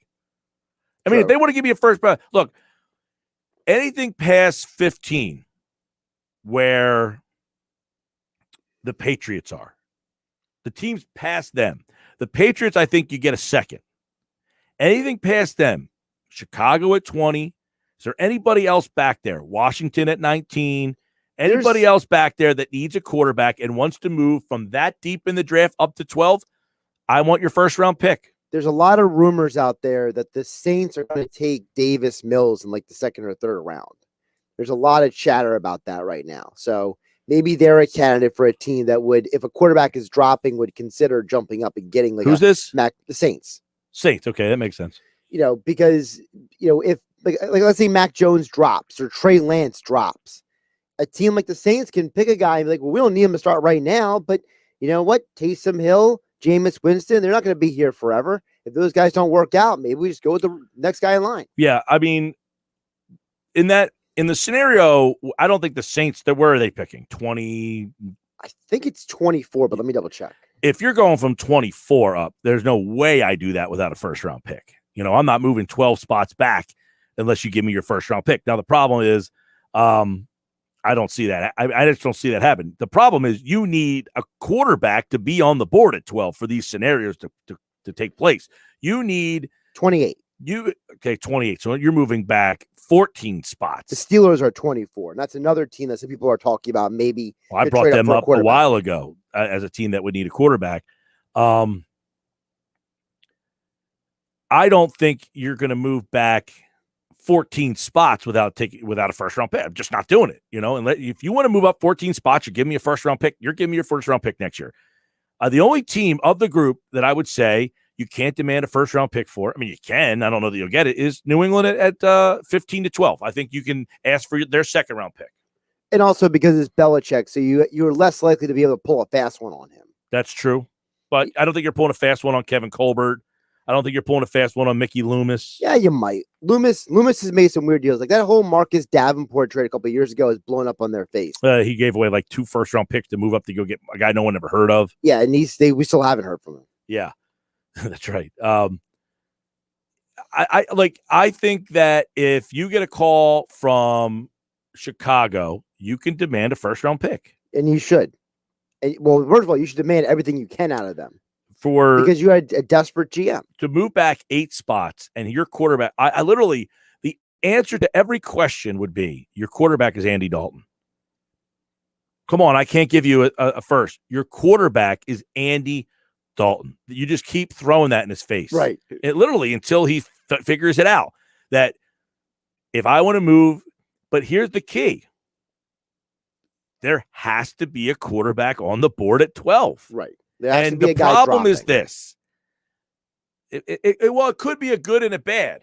Depends on who likes this guy or not. I think there's only going to be the potential of one quarterback on the board at 12. I agree. I don't think you're going to have 2 guys to choose from at 12, which means I don't really like that guy. He's the 5th guy. I don't want him. That could take teams out, or it could say, don't care. Still need a quarterback. There's one there. I'm going to go get him. Right, because I think we all can agree that there's going to be 4 quarterbacks drafted in the top 8. Now, which of those 4 beyond Lawrence and Wilson is up for debate? So theoretically, one would drop. And if one is dropping, how desperate are teams to go get that guy? Because we've heard, for example, people loved Mac Jones at Senior Bowl week. People were enthralled with Justin Fields at his 2 pro days. Maybe there's a guy who starts dropping because of some random medical reason or whatever it may be. Well, the Trey Lance thing I think is very interesting. He played 1 game. How do teams have him ranked on their board? Some people think he has the highest upside, but you have the least tape on him. You have the Mac Jones thing. People thought he was going at 3. Now people starting to think that Fields could go at 3. Look, everybody's going to start hearing stuff. Stuff's going to leak, going to be this, going to be that. We don't know who's going to go in these spots, but what we think we know is there might only be one quarterback on the board at number 12. And if there's one quarterback on the board at number 12, that could either help or hurt you in this. Which quarterback is it, and how many teams want to call you because they know, look, it's not going to get past 15, and we have to jump over 15 to get it, and this is our only chance. Right. And also the team who is at 15, New England, how many teams do they think might jump them as well? And do they get involved with, for example, does a team, not even just the Eagles, what if that quarterback's at 10? Do people call the Cowboys? Do people call the Giants? I don't know. I mean, that's another factor to the thing as well. Yeah, and I think that was Howie Roseman yesterday too, not wanting to name Jalen Hurts his starter because he has to have some appearance, some leverage that we are considering a quarterback. All things are being considered. Give me a call. That was essentially what he said, is all players will be considered. He has to at least throw that message out there, is that, will Philly take a quarterback? Well, they didn't name Hurts the starter. We all know Hurts is the starter. They're not taking a quarterback, but he has to keep saying that. Right. It's like when Doug Peterson would say during the week, I'm not going to give away the playbook, because he didn't want to name certain players at certain times. It wasn't because we ever thought that player wasn't starting. It was because Doug Peterson was trying to hold any edge he could in terms of the game plan for Sunday. That was another part of that yesterday that people, I think, conveniently kind of left out of the conversation, is, well, he wouldn't name Hurts the starter. Well, you understand there's a little cat and mouse game going on draft day here, is that they need to keep the perception going that they may, in fact, take a quarterback. And I think that's what you saw with that. Sports Bash is brought to you by my guys over at Prop Swap. You know, the NFL Draft is a great time to prop swap. You can go there now and buy those tickets for the first wide receiver drafted, first defensive end drafted, first offensive lineman drafted, all those futures bets, and then prop swap them. The night of the draft is one of the busiest nights Prop Swap has. So if you're thinking about, hey, how can I get involved with this prop swap? I keep hearing you talk about it. If you didn't do it for the Masters and you didn't do it for the NCAA tournament, the draft is a perfect time to start. Coming up next, how about this? Football at 4. Adam Caplan's reaction to what he heard yesterday from inside sources and more. It's all coming up on the Sports Bash Live on 97.3 ESPN, the free mobile app.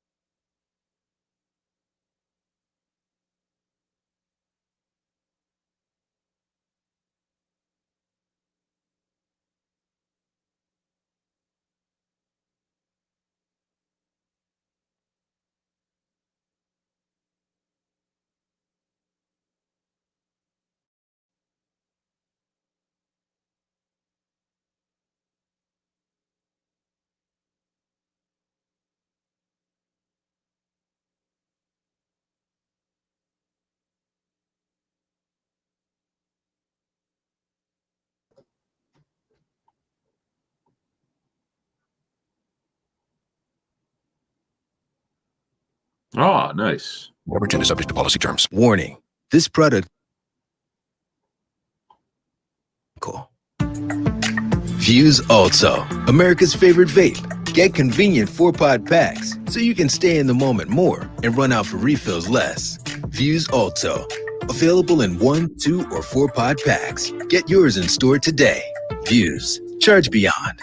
Vapor products. Underage sale prohibited. Based on 2020 retail scan data of reported total Vuse Alto sales volumes.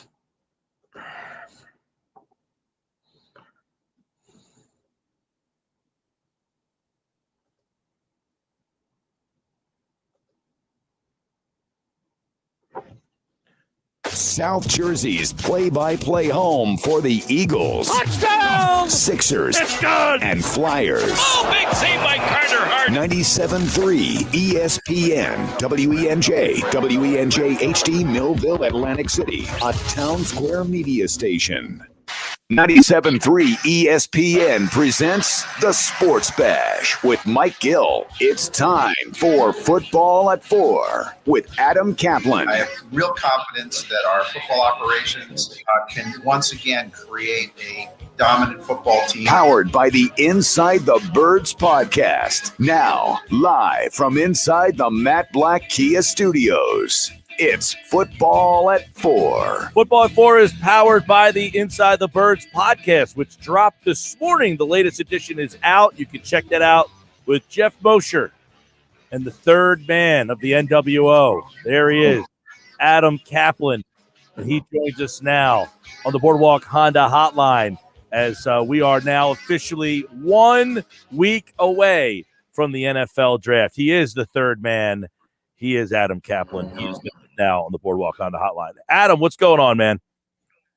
How are you? Yeah, I'm sorry. I couldn't hear you for a second. I just got a new computer, so I had to make sure the sound worked. I had to test it, so we're good. I'm sorry. I missed what you said at the top. I just said that you're the third man of the NWO. There you are. Oh, yeah, I know. Well, you know, it's so funny.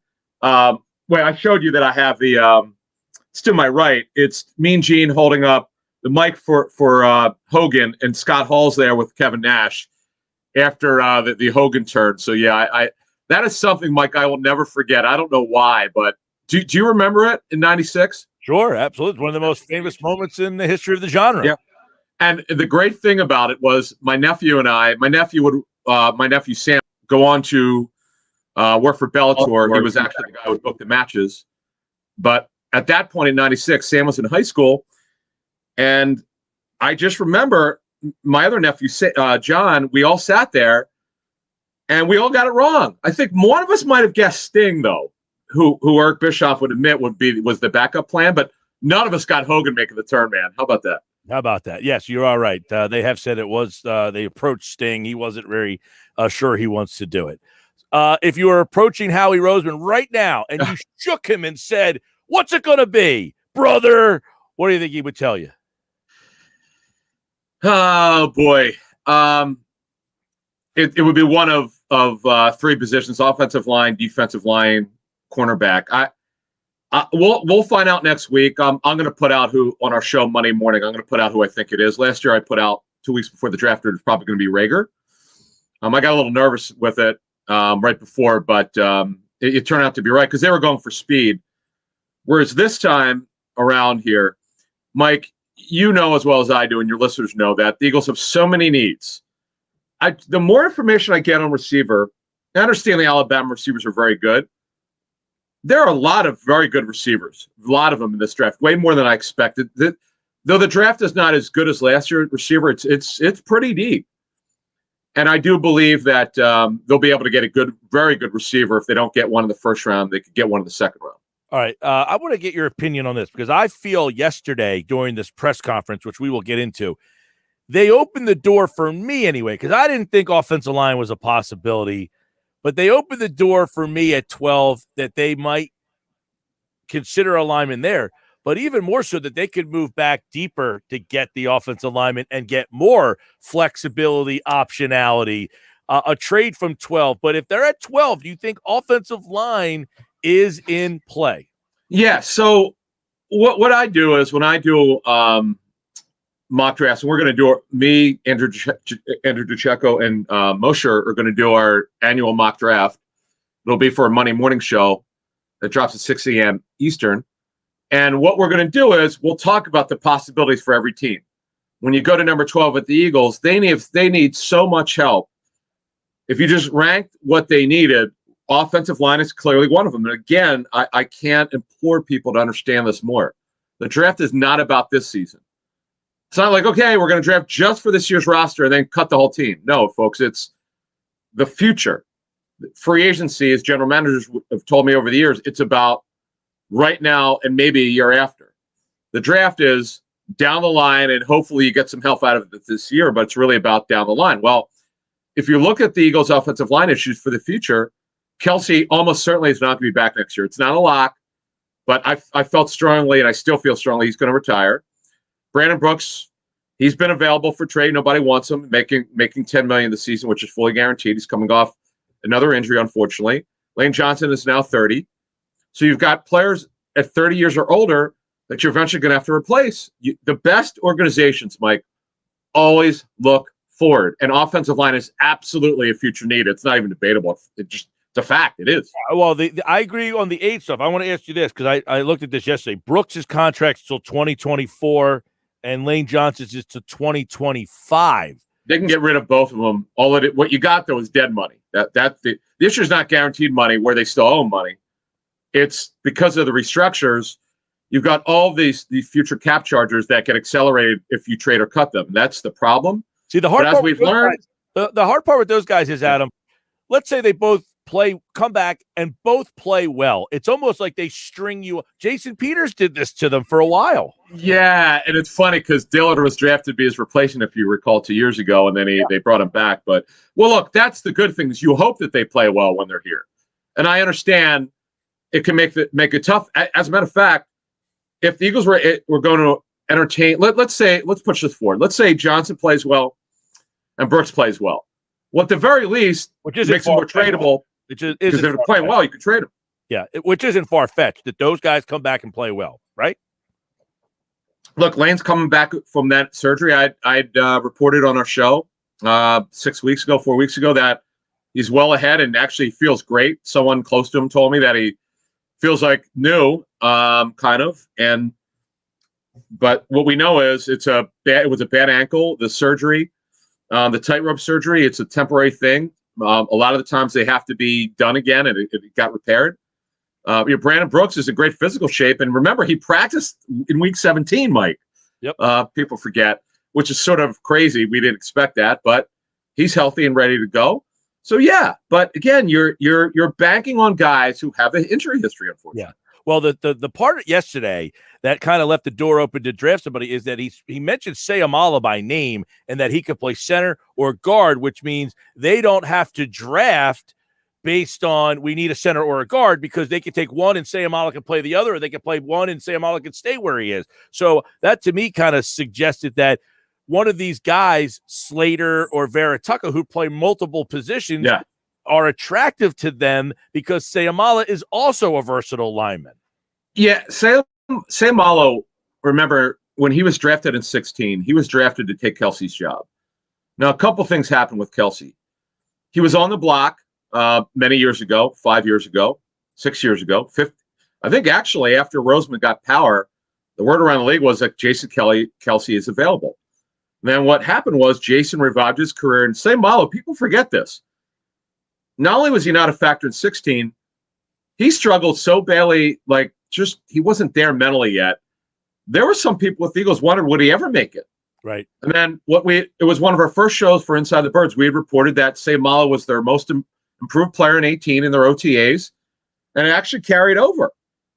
And then as we fast forward it 3 years later, Roseman was asked about that position, and he's right. Sayamala can play center because this is what they envision him doing. And it does give them the ability if they decide not to draft an interior lineman or particularly someone at center, and there's some good centers in this draft. They're third or fourth round picks. The Illinois center's pretty good. Kendrick Green. And then you mentioned some of the other guys. And Jeff had a note about Slater. Some people he spoke with think he could actually want to play guard. Because remember, Slater will not play left tackle, and he probably won't play right tackle. He can play right tackle the next level, but because of his shorter arms and his compact build, he's going to probably play guard.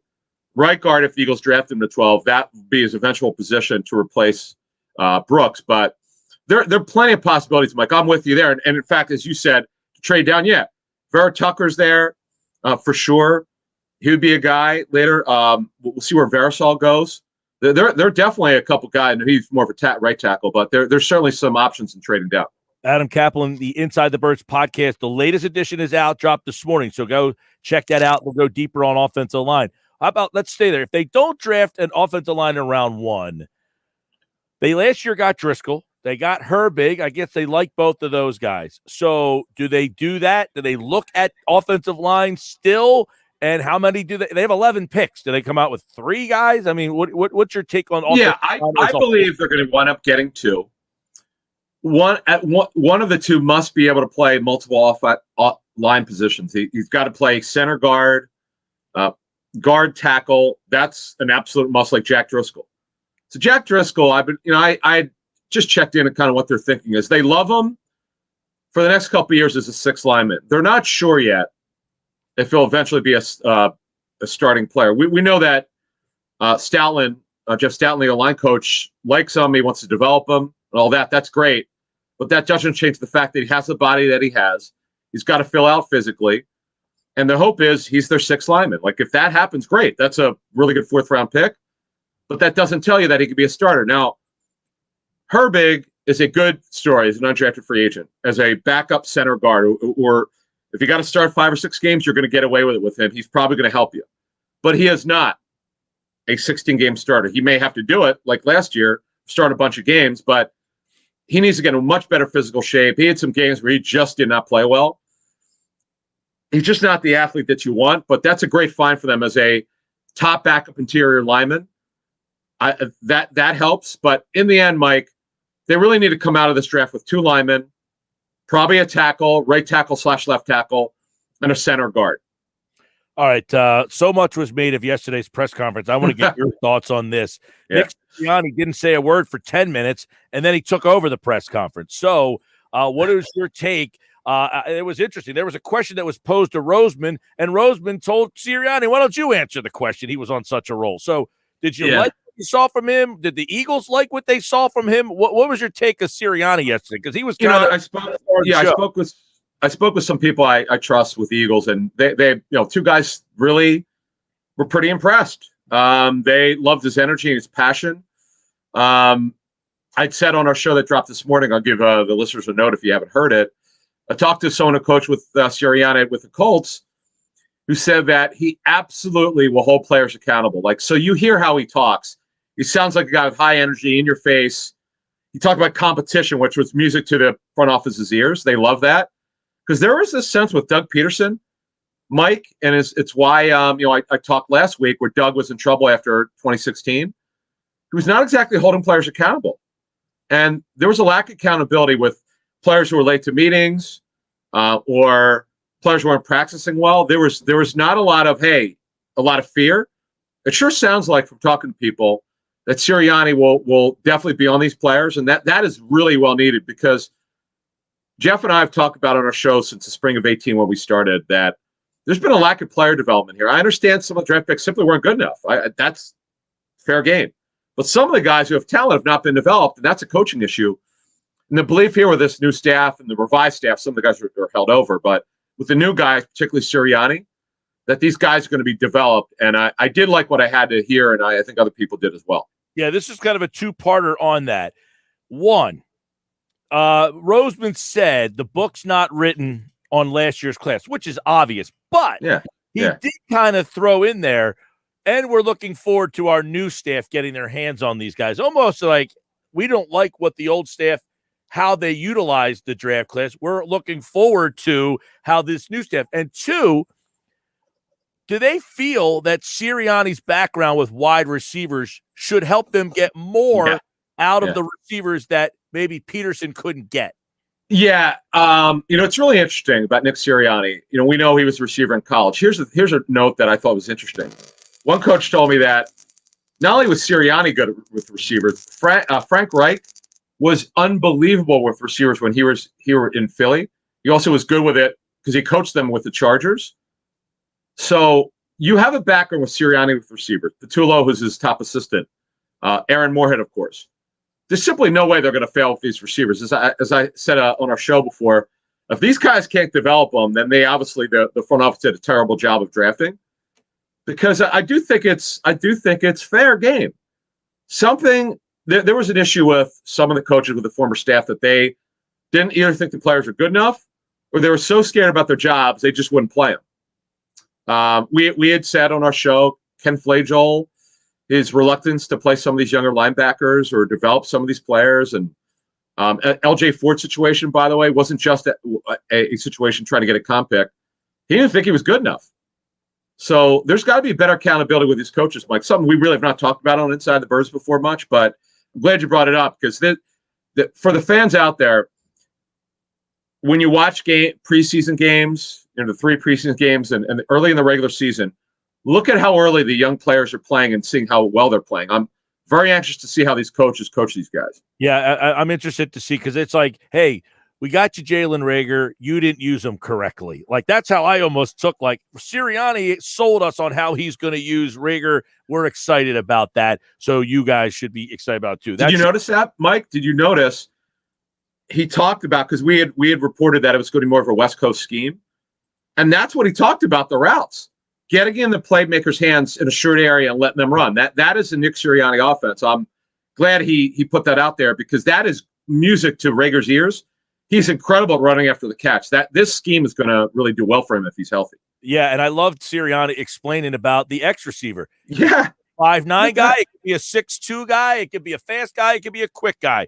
It doesn't have to be the guy that you draw on a pad and say he's an X. Anybody could do it if they have the talent. I love that answer. Yeah, and what he meant was what he didn't really – I don't think he said exactly what I'm about to say here. The other part that I was hoping he would say is, yes, he had T.Y. Hilton in Indy, who's 5'9", but it's the ability to get off press coverage.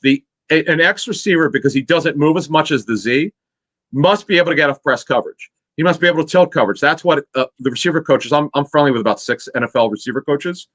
When I've asked them this question, they all agree.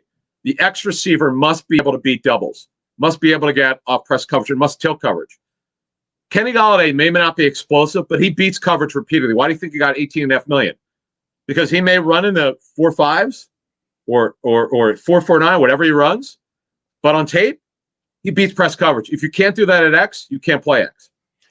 There was a lot to be made of the fact that they didn't come out and say that Jalen Hurts is the quarterback. Much to do about nothing. I thought the theme of the press conference was competition. Here's a new coach pressing competition. He's not going to come out and say, I'm saying competition, and I'm going to hand you a job. He has to say this, but he really believes that Hurts is his starter, right? I do, but I would say this. Let's not forget, okay? This is a late second-round pick, a guy who was not – the Eagles did not have a second-round grade on him. They took him earlier because they didn't want another team to get him in the 3rd or the 4th round. Okay, I get that part of it. This is a new coaching staff. They don't know this player. They don't know any of these players. They very few of these coaches have experience with these guys. Obviously, Gannon does from defense with his time with the Vikings with a couple of the players, but overall, they don't have very much experience with these guys. So, yes, I would agree almost certainly that Hurts is going to be the quarterback this season. But why hand him something when he hasn't proven anything over 4 games? And I was the one who said a couple months ago, hey, you got to get an evaluation on this guy. But people I trust tell me, hey, wait a minute here.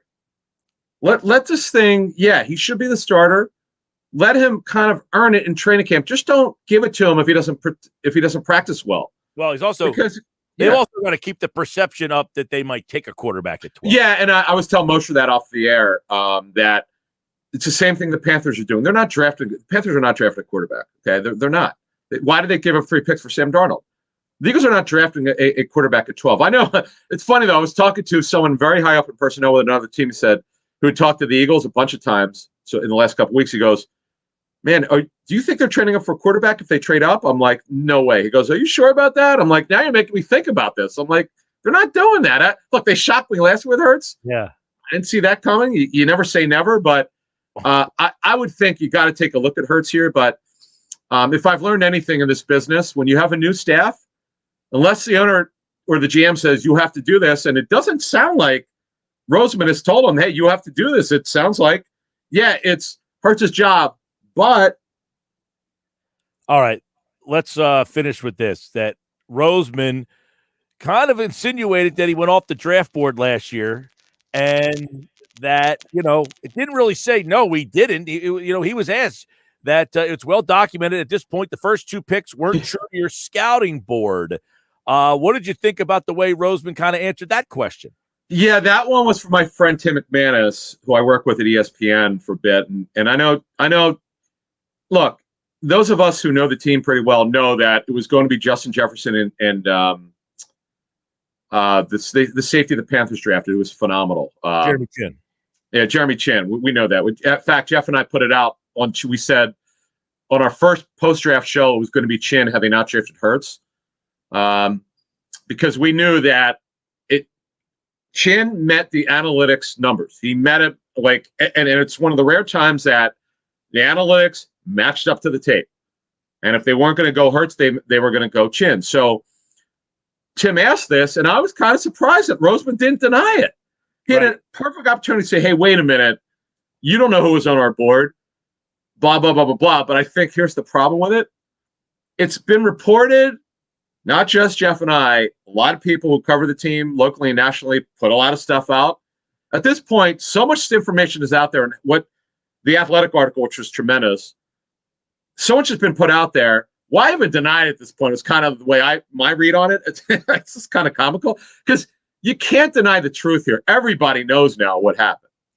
The new Inside the Birds podcast is out now.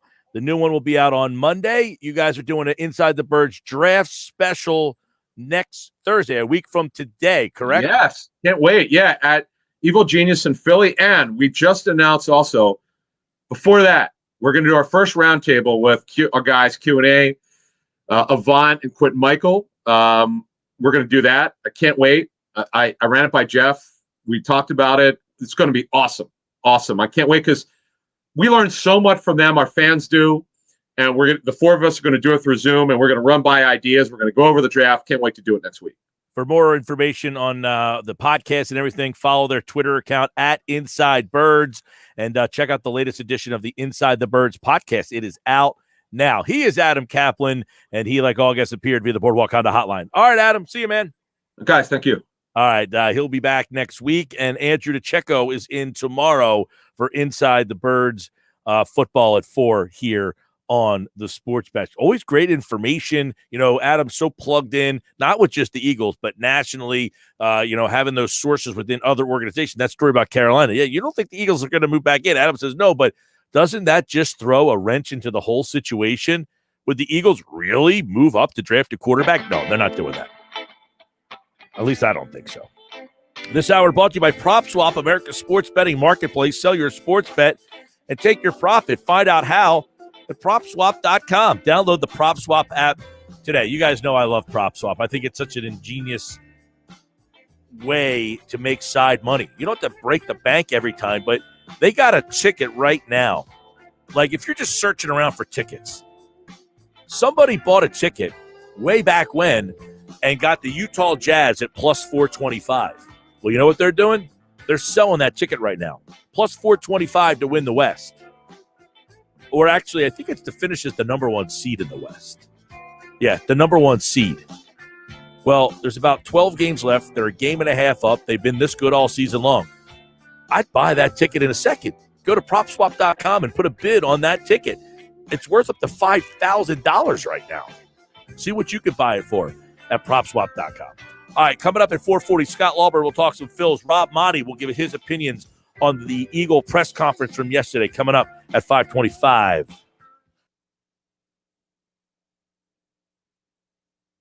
Analytics can tell us what has happened with certainty. That's great. They cannot tell us what's going to happen with certainty. They can only tell us what's likeliest to happen. And that's where the art comes in. Like some of life is a science and some of it is an art. And if you try and turn this into too much of a science, you run into some trouble. Greeny with Mike Greenberg. Weekdays from 10 to noon on 97.3 ESPN and the free mobile app.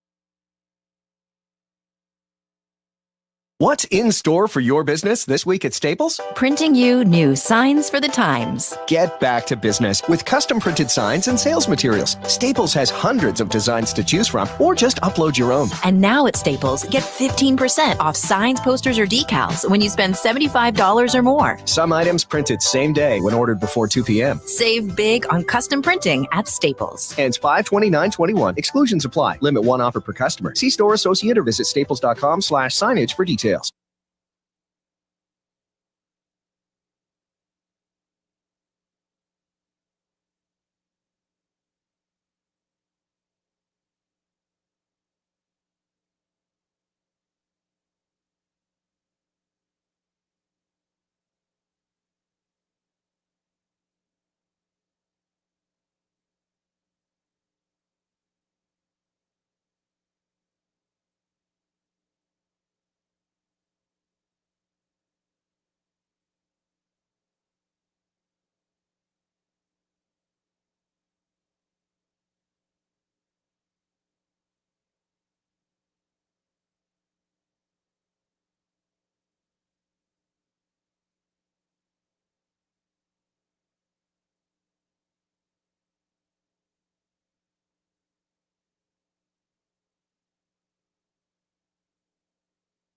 On the battlefield, there's a saying America's military men and women live by. Never leave a fallen warrior behind, ever. Off the battlefield, Wounded Warrior Project operates with the same goal.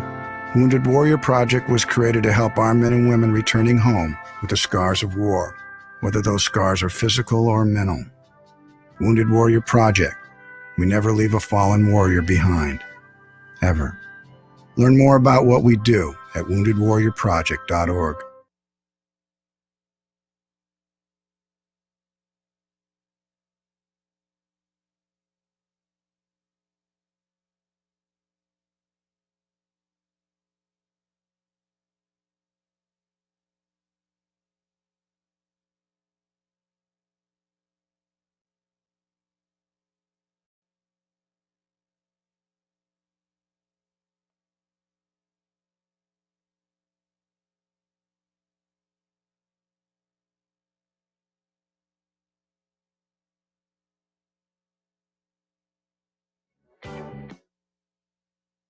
Now, back to the Sports Bash on 97.3 ESPN. All right, let's do this at 4:30 on a Thursday.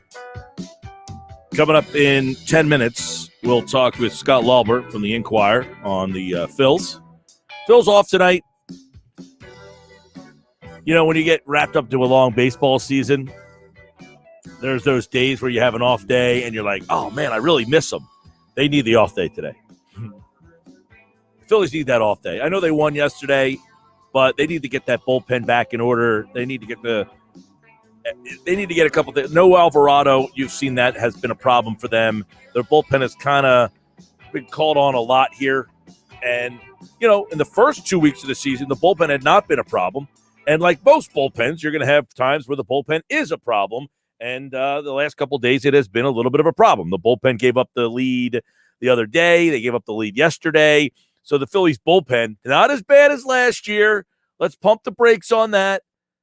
But you're seeing that this isn't an excellent bullpen by any stretch of the imagination. They're going to have ups and they're going to have downs.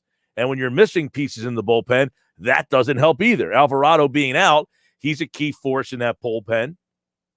And also, Connor Brogdon, who's one of your better guys, and he's a guy that I trust and like, did not have it the other night. That happens.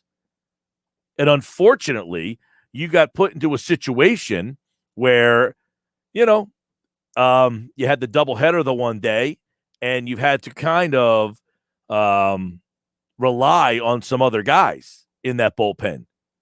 And those guys, Brandon Kinsler got the call the other day, who had pitched pretty well. Well, he didn't pitch so well the other day.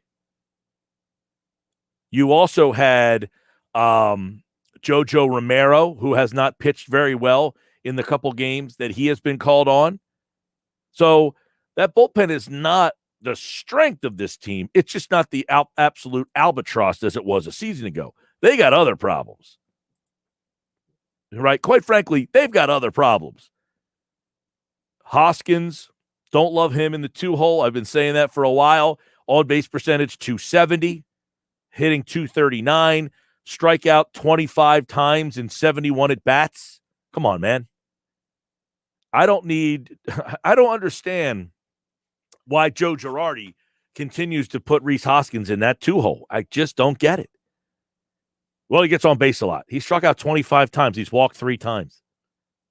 He doesn't get on base enough. Maybe in the past he did, but guess what? Not now. Time to do something. Got to change it up. Now, problem, Gene Segura, hurt. Now, this kid, Nick Matos, has been ripping it up. He's hitting 417. You're not going to put him in the 2-hole and you're not going to say all of a sudden this guy's an everyday player, so I can't depend on him hitting 417. I got Moniak. He's hitting 111. Those two guys are in my everyday lineup right now because of injuries. I don't know that Didi is going to be ready to go on Friday. We'll see. But even if he is, they still have problems. McCutchen, 164. Not good enough. Alec Boehm, 219. Now, Boehm's a guy that I like a lot. He hit the home run the other night, but 219, not good enough. And he struck out 20 times.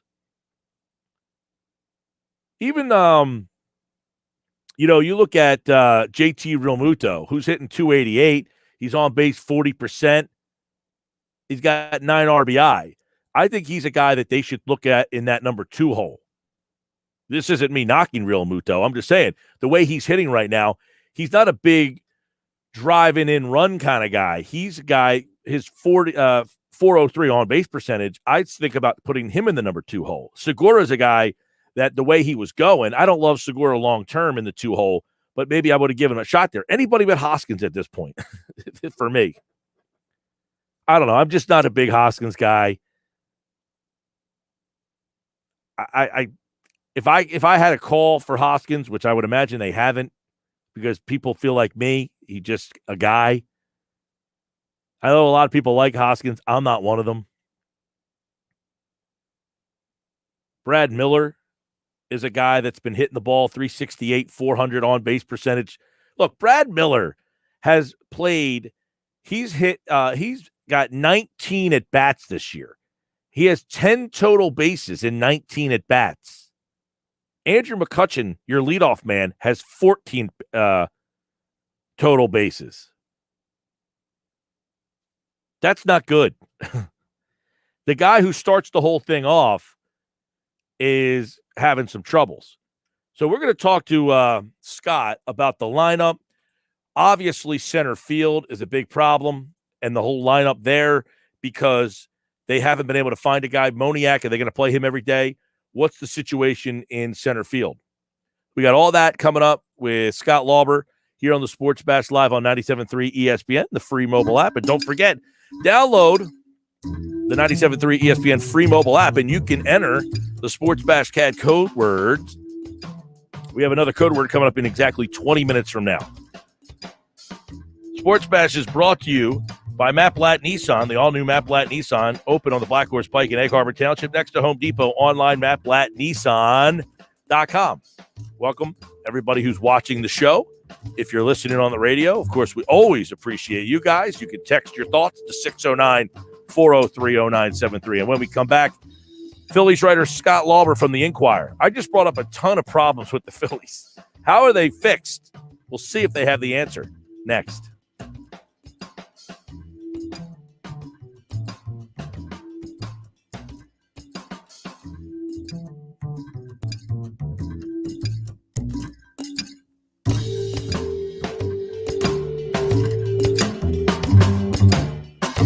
Swing in to Matt Blatt Kia and put zero down. A hit with 0% APR financing. That's deep for 75 months. A home run. Don't get fooled by a bad pitch. Matt Blatt Kia in Toms River and Egg Harbor Township needs your trade, even if you owe thousands more than it's worth. So get out of that old car you hate and get the credit you deserve with 0 down payment and 0% APR financing available for up to 75 months on every new 2021 Kia Sportage in stock, or get a $2,500 consumer rebate. Only at Matt Blatt Kia. We want to get you approved today, and you can't make a mistake with our 4-day love it or leave it return policy. Come in today or visit us online, because it's gotta be a Matt Blatt Kia. Offers with approved Tier 1 or 2 credit through Kia Motors Finance. Not all will qualify. 0% based on $1,333 per 1,000 borrowed. Negative equity refinance into new loan. Go to mattblattkia.nj.com for complete details. Expires 5/5/2021. Matt Blatt Kia, 6211 Black Horse Pike, Egg Harbor Township, and now on Route 37 in Toms River.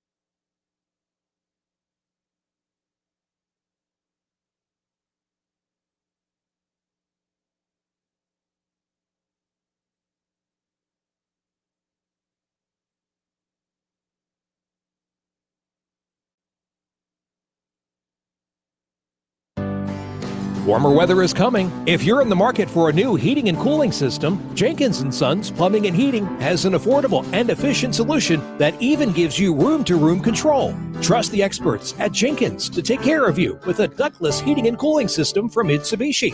A super advanced and energy-efficient Mitsubishi ductless system will keep you comfortable even in the most difficult rooms. And remember, with efficient room-by-room controls, you only pay for comfort in the rooms you're actually using. Call Jenkins today and ask about manufacturer and utility rebates up to $2,400 to make your new system even more affordable.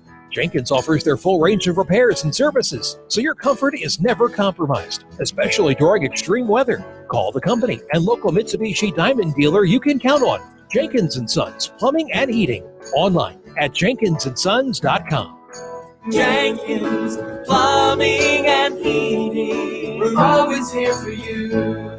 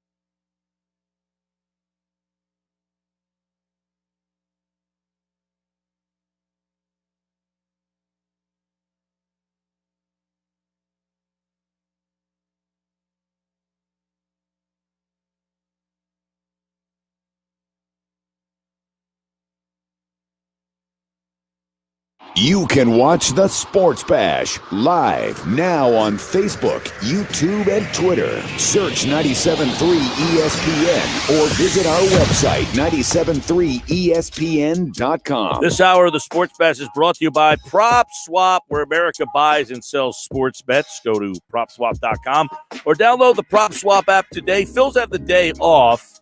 They are back, obviously, for the weekend set. I love when people ask you on a Friday, Saturday, or Sunday. This is someone's not a real baseball fan. The Phillies playing today? It's Friday, Saturday, Sunday. Have you ever seen a Friday, Saturday, Sunday that a team has a day off? They're in Colorado tomorrow, where it's very cold, I would imagine. St. Louis for 4, and then back here against the Mets. So out there for 3. It'll be Vince Velasquez, which really ticks me off. I can't stand the fact that they're using Velasquez here. But we'll talk to Scott about that and more. The team kind of back and forth, up and down. They are 500, and obviously, this is kind of when they are. Good year some days, not so much the next. Good pitching one day, bad pitching the next. Hence, you got a 500 ball club, Scott. And I guess, they got off to a nice little start. And it's like, oh, the bullpen's better. They should be better. Not that the bullpen's been bad, but I think we're starting to see 3 weeks in some of the warts of this team. So what are some of the warts that are, showing their ugly head, rearing their ugly head out there? Well, I mean, there's been so much focus on center field, and rightly so. They're on their third center fielder already, 18 games in, right? And it's Mickey Moniak. He had a really nice day yesterday. He homered, first career home run. So that was positive. But, up until his hit, he had a hit on Tuesday night. And I think prior to that, Philly center fielders had gone like 35 at-bats without a hit. You had to go back to, I think it was April 9th. To their last hit, and you had to go back to April 4th to their last hit by a starting center fielder. So center field has been an issue, and we focused on it so much in spring training. They had hoped that one of them, whether it was Hazley or Quinn or Moniak, would step up and be the guy, and they're going to let Mickey Moniak keep playing here for a little while, but there are a few more options in AAA that they could still exhaust if Mickey Moniak doesn't do the job, and that's Odubel Herrera, and that's Scott Kingery, and that's maybe even Travis Jankowski, who's got big league time, who's down there at the alternate site. So they are going to try to find a solution internally, but that is an issue. And I think just as much as center field, I think it's fair to start to look at left field. And Andrew McCutchen, he's still the leadoff guy, and Joe Girardi has said he's not going to move him out of that leadoff spot anytime soon. He's going to let him try to play his way out of this, but he's 34. He is looking better, at least mobility-wise, than he looked last year coming off the knee surgery, but he's hitting like 140. He's grounding out a lot to third base, to the left side. He's been slow on fastballs. You wonder whether it's just a bad month, a slow start, or whether it is a bit of a decline for a player who's been really, really good, great even, for spans of his career. He was a former MVP. Is this kind of a beginning of a decline, or is this just a bad month? Yeah, I mean, you mentioned about the leadoff spot. I guess one follow would be, and I agree, I mean, he's struggling, but do they even have another option? I mean, do they have a plan B that we can realistically say, why aren't they using him? Now, Segura had batted leadoff in Seattle, but he's obviously hurt right now. But would they even consider him or anybody else? Yeah, that's a good point, Mike. I think if you remember back to 2019, right, when McCutchen got hurt, remember how much of a struggle it was for Gabe Kapler to find a leadoff guy for the last 3 months of the season. And they went through so many of them. Even Bryce Harper batted leadoff for a little while because they needed somebody at the top. The personnel is similar to what it was 2 years ago. And if it's not going to be McCutchen, who is it going to be? I think Segura, were he healthy, would be worth a look up there right now. Not only has he done it before in his career, but he's swinging a hot bat, or was, prior to the quad injury the other night. Now he's going to miss at a minimum of 10 games or 10 days. So he's not an option for you right now. Matt Joyce has done it a little bit in the games in which he has filled in for McCutchen when McCutchen has sat out. That's a possibility, I guess. It's, to me, look, McCutchen has to start to play well, or not only are you going to think about moving him out of the leadoff spot, but you're going to think about maybe resting him more often or giving him more time off, especially against, tough righties and whatnot. You might want Matt Joyce in there more. So maybe he is a leadoff option when he plays, or maybe you want Brad Miller in there. Not that he's a leadoff man or a leadoff option, but maybe he's a left field option on days McCutchen doesn't play. So, it's a combination of things. They want McCutchen to hit his way out of this, but they also don't have a whole lot of leadoff options up there. Yeah, let's go down. You don't have to go very far to the next spot struggling, which is number 2 in the lineup. How long is that? I don't want to say experiment because Hoskins has been hitting there for a while, but struggling big time.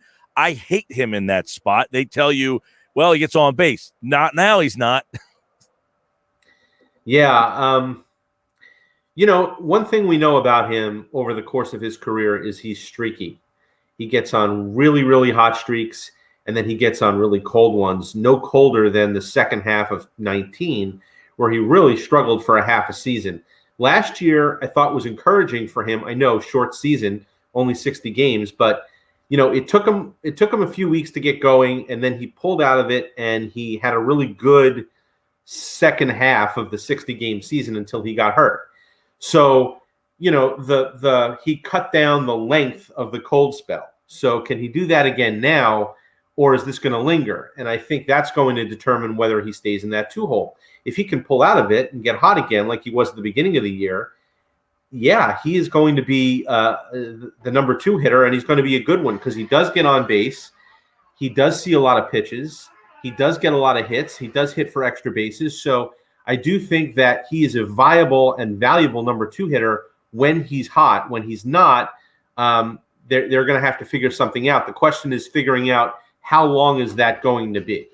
Right. And obviously, with the injuries they don't have a lot of options because you're looking at guys like Nick Maton playing, who's hit the ball pretty well, by the way. You mentioned Moniak. That's 2 guys that are at the bottom of the lineup that aren't going to move up. And, the rest of the lineup kind of is what it is. The injury issue. What do we know about D.D. Gregorius right now? They expect him to play tomorrow night, Friday night in Colorado. But frankly, when he came out of the lineup for Monday night's game, they kind of sort of were hoping he'd play Tuesday. He didn't. Then they were kind of sort of hoping he could play yesterday, and he didn't. So Girardi seemed fairly certain yesterday after the game that Gregorius would be ready to play on Friday. And so now we'll see. We'll wait and see. Now, Nick Maton has played really, really well at shortstop in the 3 games that Gregorius has been out. So it's worth making sure that Gregorius is at full strength, that he's not going to re-injure that elbow or make it worse. And if he has to sit another game or so, Maton's going to fill in there. But they may need him to play second base, Nick Maton, in Colorado rather than shortstop. So they're hoping to get Gregorius back tomorrow night. Maybe Maton will be at second. Brad Miller can play second. So they have some guys who can fill in there if need be, but they really do need to get Gregorius back in that lineup. I noticed you didn't say Scott Kingery could play second. I mean, is he just completely as an emergency, break glass if emergency at this spot? If he looked low, he got blown away by a 93-mile-per-hour fastball right down the middle of the plate yesterday. And really struggled at the alternate site. Yeah, I think the Allentown Morning Call had the alternate site stats the other day. Now, these are not made public. I've tried to find out how guys are doing down there. They are keeping score. These are exhibition games against the Yankees down there, and they are but the Allentown paper had him at something like 1 for 26 with 12 strikeouts. So, the struggles from spring training magnified so far at the alternate site. Yeah, I think it's kind of a case of emergency situation, although he did pinch hit yesterday and stayed in that game. So as long as he's there and on the roster, Girardi will use him if necessary, and he felt it was necessary yesterday to use him as a pinch hitter and keep him in the game. But no, I don't think they want him starting if they can help it, and if they do have other options at second base, and they do, I think that they will go to those other options first. Now, tell our listeners what you know about Nick Maton, because he's a guy that I'm sure most people, unless you went in the Lakewood area, if you're listening up there, if you probably recognize him from playing with the Blue Claws. But is he a guy that's has in their plans at all? Is he just, hey, we don't care about burning moving him up and moving him back? Who is he, and is he a guy that they have any consideration for? They do. They do have consideration for him. He has not been one of these so-called prospects who's gotten a ton of attention on the level of, a Mickey Moniak or a Alec Boehm or Bryson Stott, who is still working his way to the big leagues. Or he was a 7th-round pick, Nick Maton. He has an older brother named Phil, who's a reliever for the Cleveland Indians. So he comes from a bit of a baseball family. He went to Jason Worth's high school in Illinois. He doesn't know Jason Worth, but he told us a story the other day that after the first game, I guess it was before this, maybe it was before the first game, before one of the first 2 games, Jason Worth sent a text to Bryce Harper telling Bryce to wish Nick Maton good luck. So Jason Worth follows Nick Maton. They don't know each other, but they did go to the same high school. He's a guy who has been in big league camp the last few years. He was in big league spring training last year. He came to the training camp once they picked up again in July at Citizens Bank Park. He spent most of last season at the alternate site. So he's a guy who's been on their radar. They put him on the 40-man roster in the offseason to protect him from the Rule 5 draft. He's a guy they wanted to keep. He's a versatile guy. He plays shortstop, second, third. I think he could probably go out to the outfield if need be, although he doesn't have a whole lot of experience out there. I don't think he's played any games out there in the minor leagues. But one of these guys who brings like 6 mitts to the field with him because he never knows where he's going to play. And he's kind of projected as a guy who's a utility guy at the next, at this level.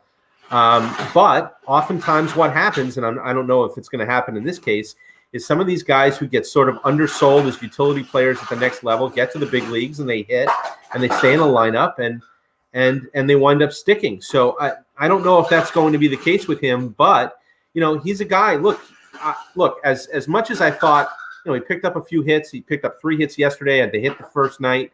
He drove in a run the second night. So as much as he's hit, I was impressed with his defense at shortstop. I thought he played a really, really nice shortstop and did a very, very good job for them for 3 days. So you say that if they need to keep using him, they will. You saying that's a little bit of a surprise is the fact that, that he's like some super utility, because the way he played shortstop looked like he'd be one of those slick fielding shortstops that didn't have much of a bat, but here he comes up swinging. I was like, what's this guy, Kevin Stocker? Like he's supposed to be a good fielding shortstop. What Stocker come up and hit like 380 in 93? And that really he grabbed that position. Not that I see this guy pushing Didi to the bench, but the way he's come out and swung the bat, I tweeted out, man, this guy looks way more poised as a player than, say, Moniak does.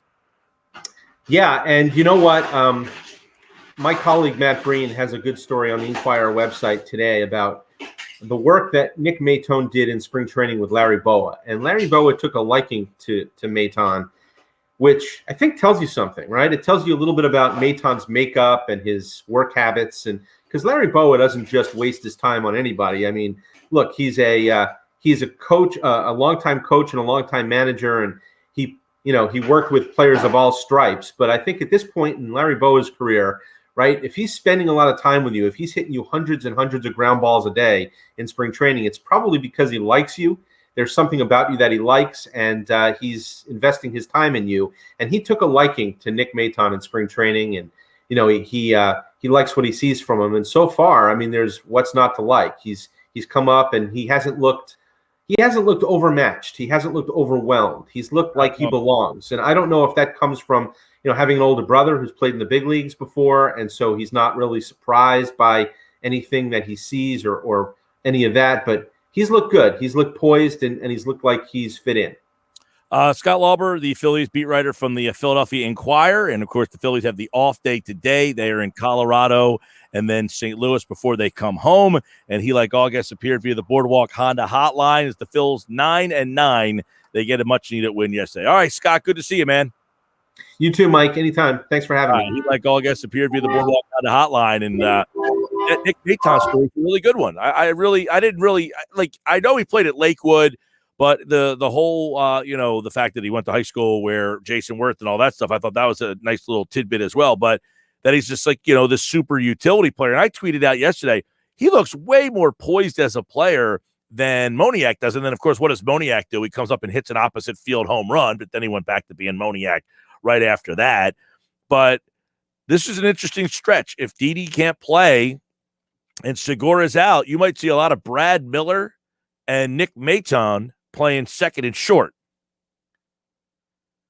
All right, Sports Bash Live, 97.3 ESPN. We're into the 5 o'clock hour. Can you believe this? Man, this show is flying away. So we'll get to your questions that have been coming in on the draft. A lot of Eagles stuff is continuing to come in. For a team that people won 4 games last year, we have a lot of questions about. So I will answer those questions in the next segment. If you have a text message question on the Eagles and the draft, 609-403-0973, 609-403-0973. If you're watching the show live, go ahead and post your questions now in the chat, and I will answer those in our next segment before Rob Motti joins me at 5:25 tonight. Rob, of course, covers the Eagles, longtime Eagle writer from the Associated Press at 5:25.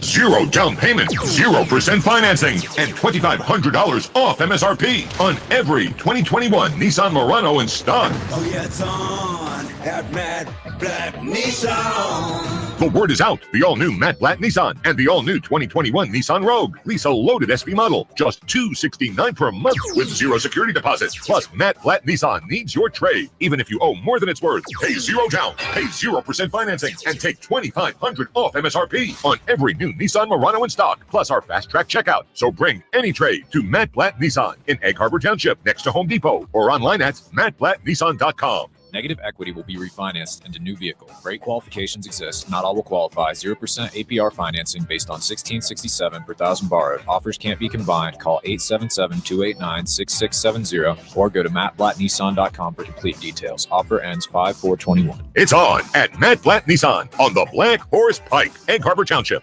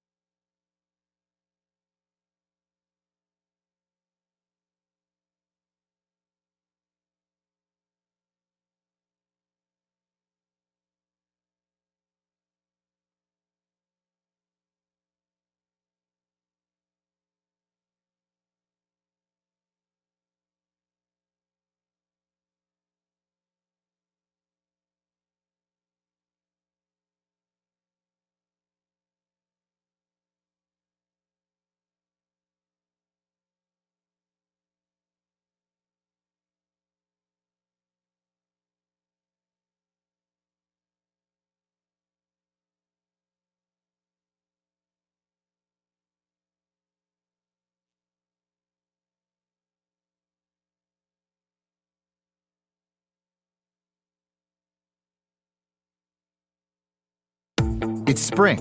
Time to take in a breath of fresh savings on appliances at the Home Depot's Spring Savings Event. In-store, online, all season long. Save on top appliances from top brands. Plus, get free and flexible delivery on any appliance $396 or more. From cooking and cleaning to washing and drying. Your timing couldn't be better. Bring on spring with the Spring Savings Event now at the Home Depot. How doers get more done. U.S. only while supplies last, valid through April 28th.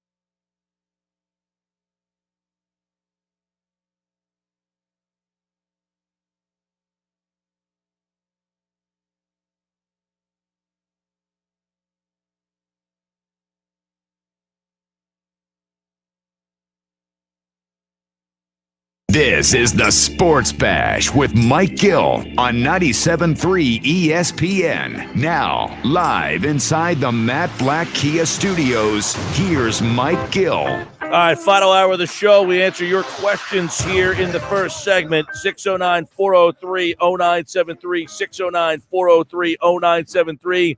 The text messages have been coming in. If you're watching the show live on Facebook, YouTube, or Twitter, I see your questions. We're going to get to them right now in the drive home from work. The Sports Bash this hour is brought to you by your Delaware Valley Acura dealers. For great deals on Acura's award-winning lineup, shop online at DelValAcuraDealers.com. Coming up, it's Eagle writer Rob Motti from the Associated Press. He'll join us at 5:25 on the Boardwalk Honda Hotline.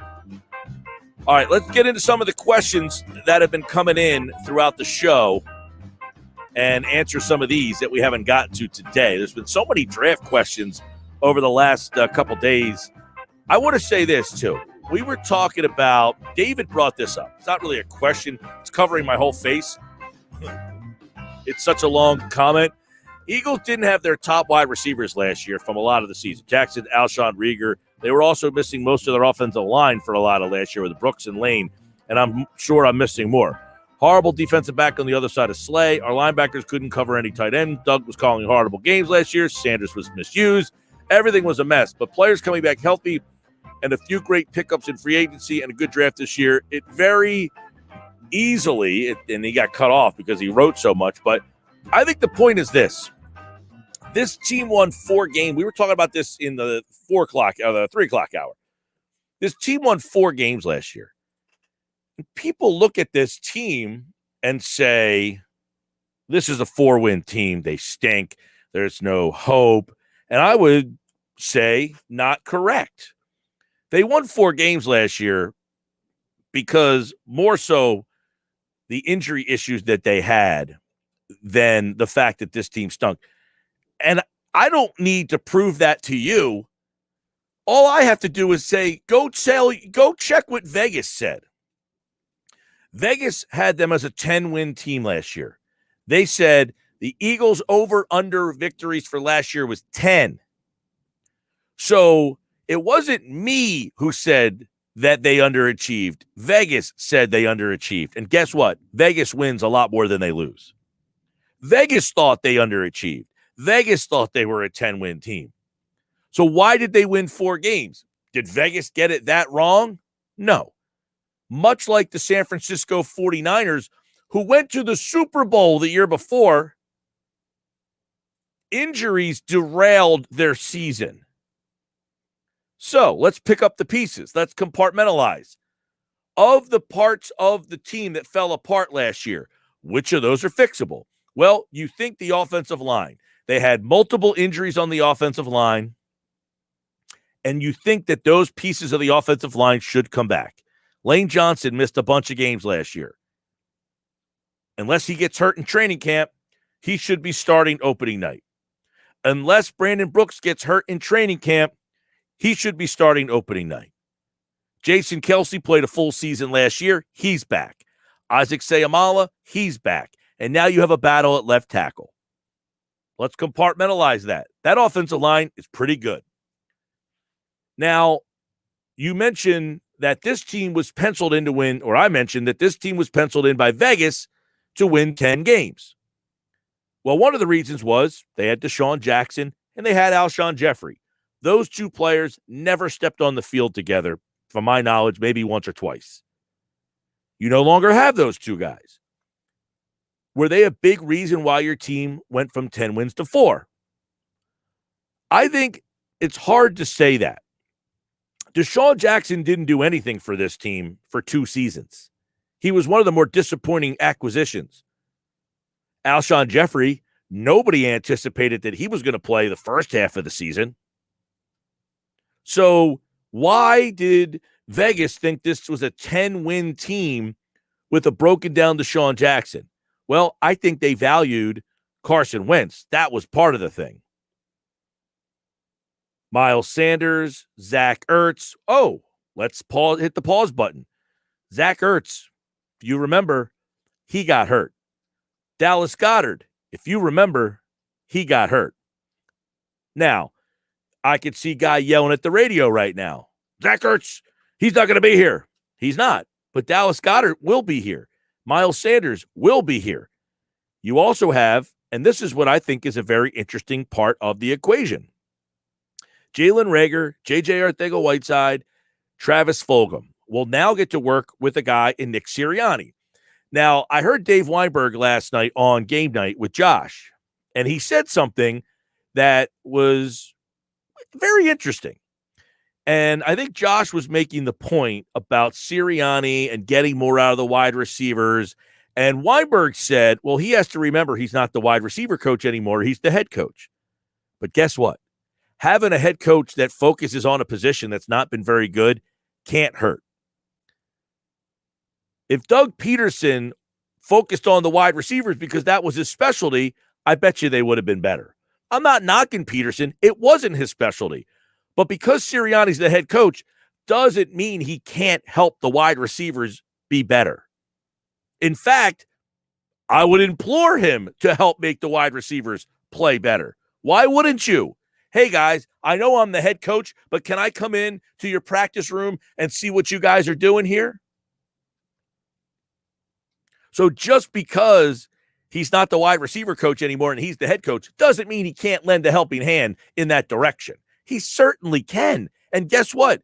That, to me, is one of the reasons, and we talked about this with Adam Caplan earlier, because I asked him, how much do the Eagles think that guys that they drafted, J.J. Arcega-Whiteside, Jalen Reagor, don't forget John Hightower, Quez Watkins, they brought in Travis Fulgham. These are young players.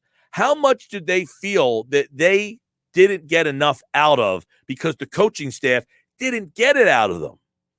And maybe Nick Sirianni, with his background, yes, he's the head coach, but he also, it's like when you have a manager of a baseball team who used to pitch. He's not going to neglect the pitchers because he's now the manager. No, he's going to talk to the pitchers because he has a pitching background. It's interesting you mentioned that scenario, Mike, because it immediately made me think of Bill Belichick. I think we all know that his background is defense, right? But what does he do? He actually sits in on the quarterback meetings, the offensive meetings, the wide receiver meetings. He takes, as he should, by the way, as all coaches should. But they don't all do that. Not every day. Not every day. You don't have to act like your big brother watching. But Right. hey, I'm going to just sit in. No, go ahead, do what you're doing. I'm just observing. I'm just going to watch. And the reason why Belichick does that is because Belichick believes, and him and Saban talked about this in their HBO special a couple of years ago, that if in order for them to be the best head coach, they have to understand their coaches. And in order to understand your coaches, you have to have hands-on understanding of how they're coaching the players. And what was one of the things that Adam Caplan and Jeff Mosher have talked to you about at Football at 4? That is, there was an issue with how Doug Peterson was coaching his coaches. The term that they've used is he wasn't coaching up his coaches. So if there is an issue that maybe Nick Sirianni could do better than Doug Peterson, maybe it is being more hands-on and involved with his coaches. Yeah, I mean, and look, I understand what Dave is saying. I mean, he's essentially saying, look, he's not the wide receiver coach anymore. He's got to focus on other things. But that doesn't mean at practice that he can't, he's overseeing everybody. So when they break down into positions or when they break down into, hey, receivers with your receiver coach, defensive backs with your coach, he's walking around to all of those places. Just because he's the head coach and has a receiver background doesn't mean that he can't put more time in with them because he has to put equal time everywhere. No. Hey, guess what? I feel like I need to put more time in my expertise at wide receivers. I trust my other coaches to do what they're doing. If I need to, or if we're struggling, maybe I'll walk over and see what my defensive back coaching's doing and why we're struggling there. But I'm a wide receiver guy. I want these guys to succeed. That's where my expertise is. You could do both. And by the way, don't you want the guy whose expertise might be a specific area to have a say in that area? Like, that would be like saying, I don't want Bill Belichick to talk to the linebackers, even though he coached the greatest linebacker of all time. Right. Here's my question that I find interesting after hearing and kind of consuming all this. Did the Eagles, have they been crucified so bad about the receivers that they've missed on? And are they so hell-bent on showing people that it wasn't our picks that were bad, it was the coaching that didn't get the most out of them? So let's hire a guy who we feel can get the most out of them to be our head coach. Well, that gets back to what Andy Weidel was saying yesterday. And I asked the question to you yesterday, Mike, and I asked it to the audience, and that is, if Andy Weidel is saying that the scouting staff is supposed to be an extension of the coaches, and Howie Roseman and Andy Weidel are both saying that we are drafting based on what the coaches are telling us, then isn't it easy to argue that they drafted Jalen Reagor and these other guys because the coaches insinuated or told them or inferred or whatever you want to use that these are the guys we want? Well, we gave you those guys and now you're not using them. Well, there was that question yesterday, though. Did you veer off your draft board? In other words, you had Jefferson ranked higher, but why did you veer off? That is the answer that I think we will not know the answer to, because there has been some insinuation that the scouts liked Jefferson better and that the analytics guys liked Reagor. And that the coaches thought that Reagor might fit into their offense better. Correct. And so who decided? I mean, you can criticize somebody here that said, look, Jefferson was the better player on the board, but we decided to listen to these guys. I don't know where to go there. And then Howie said yesterday that the scouts haven't been in the building since last February, and how it's going to be beneficial for them this year because now the scouts will be in the room with them. Yeah. So you have to wonder, all these Zoom calls, maybe these Zoom calls, they weren't as comfortable as maybe some other teams were with their situation. That's a possibility. But yeah, everybody was going through the same thing with the Zoom. And, it's fair to say, though, maybe some teams adapted to it better than others. I think that is certainly fair.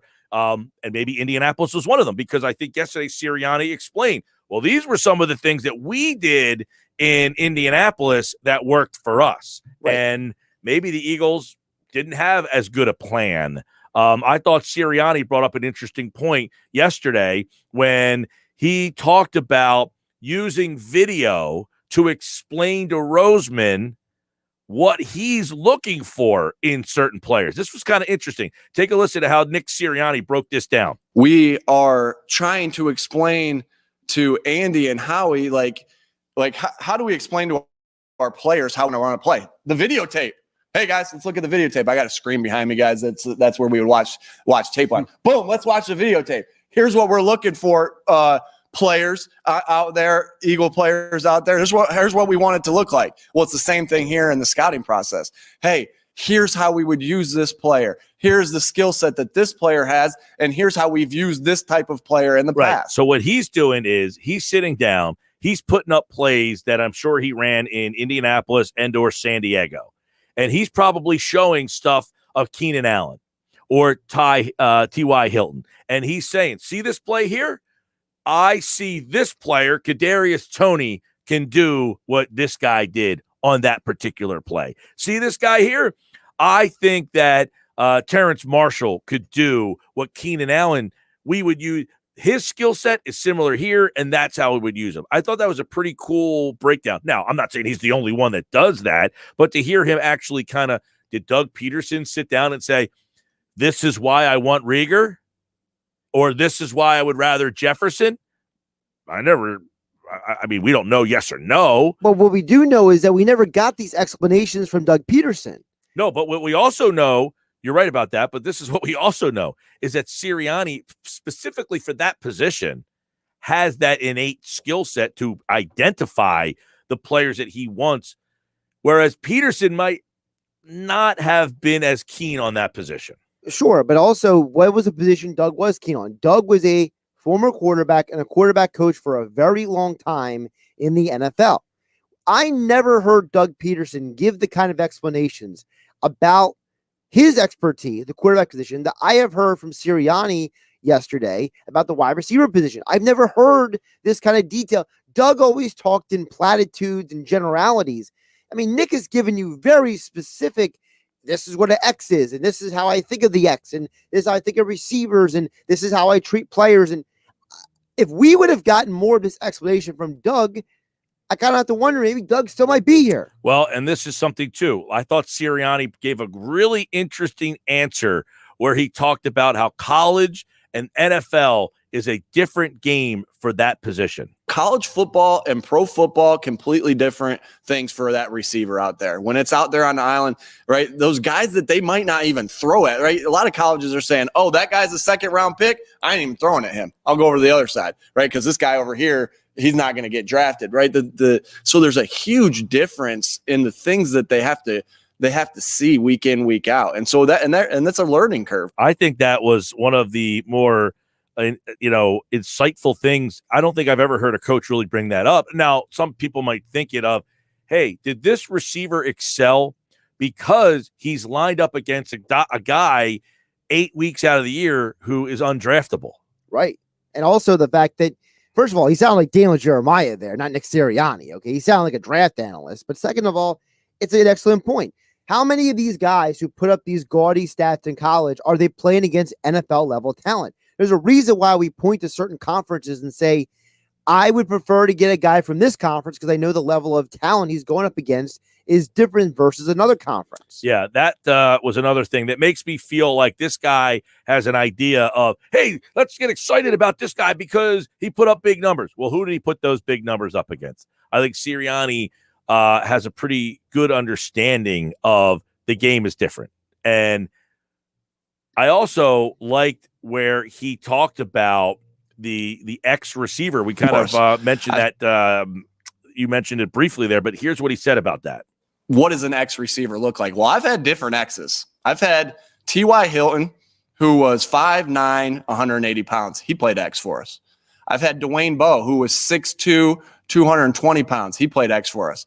I had Keenan Allen, who was 6'3", 200, and all these guys that I'm saying, T.Y. was fast. Keenan was quick, not fast. Dwayne Bowe was powerful. They all played different. So it's just a matter of, can that guy do what you want that person to do on that outside? Can he? And really, when you say X, it's can he win one-on-one matchups consistently? Then that's exactly what Adam Caplan said today when he talked to wide receiver coaches throughout the league. It doesn't matter how big you are. It's can you win at the line of scrimmage consistently?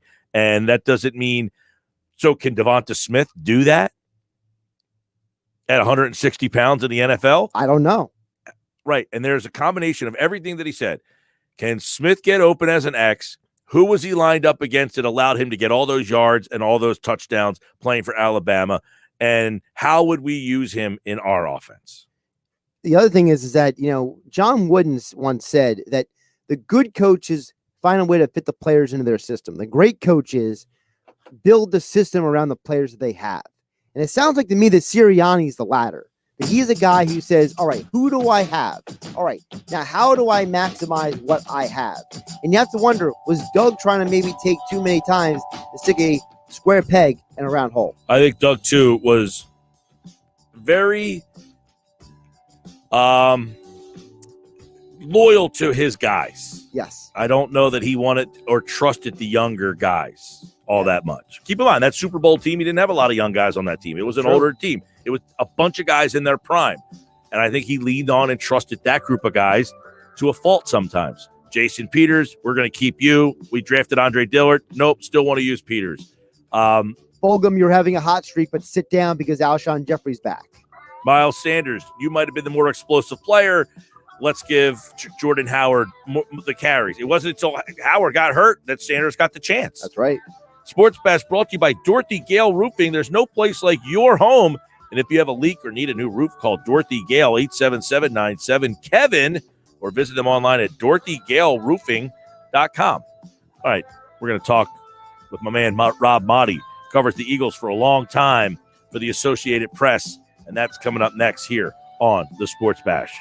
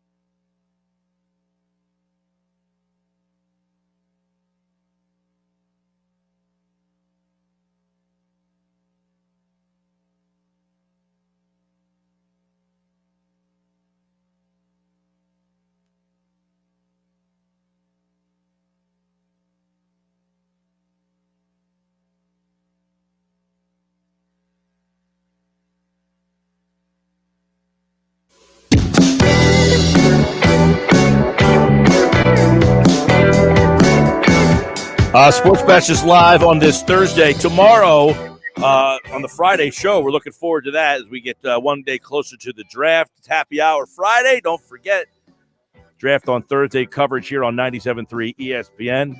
Rob Body's here for the Associated Press. There he is. If you're What's watching, up, Mike? it's funny because I didn't realize that Howie Roseman was going to speak yesterday until about 24 hours beforehand. And he spoke yesterday, had some very interesting things to say. So I figured last week I turned you into a Roseman apologist, that I would bring you back and see what we learned. I thought there was a lot of interesting things. I had a lot of takeaways from this. One, did Roseman, he was asked essentially if he diverted from his board last year, and he didn't poo-poo that one at all. Were you surprised? No, I think because, Mike, it's been well documented by now that it's hard to really go back on that. And he kind of, and at the same time, because it didn't pan out, he wants it to be known while it didn't work out because I did deviate from my board. And perhaps my board had Justin Jefferson, but I defer to other people who wanted Jalen Reagor. So I think there's a little bit of self-serving in doing that. And I get it, and I understand that. There's so many different things that are going on behind the scenes there. You got the analytical department, the scouting department, the personnel, everybody. And it's hard. What we saw yesterday, Mike, when they came out, it was they knew all of this stuff has been reported, obviously, and they wanted to make a point of it from Andy Weidel, Howie Roseman, and Nick Sirianni to impress upon us how cohesive they are. The chemistry is so good. They're all working together and getting to know each other, and we're all in sync and we're all on board. So next year, these stories don't leak in case something happens. Okay. And I like that you said that, because at the end of that, he kind of insinuated that we like our players and we're excited that the new coaching staff will get their hands on them. Is that insinuating that we don't think the old coaching staff did a very good job with the players we gave them?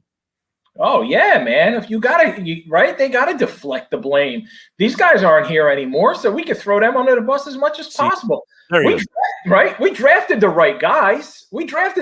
They weren't coached up well enough, Mike. See, Jalen Reagor could still develop if he's got wide receiver guru Nick Sirianni in there. And I'm not saying that facetiously. It could happen.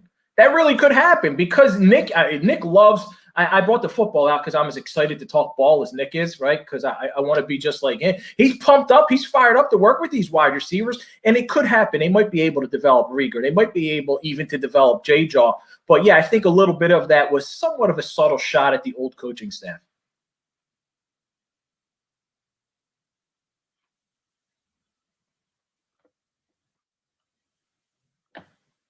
Froze.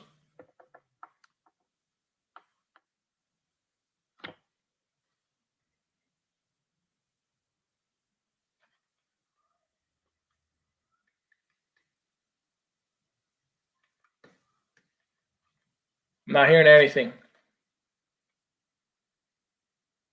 Mike? Playing the show. What's going on? Sorry, guys.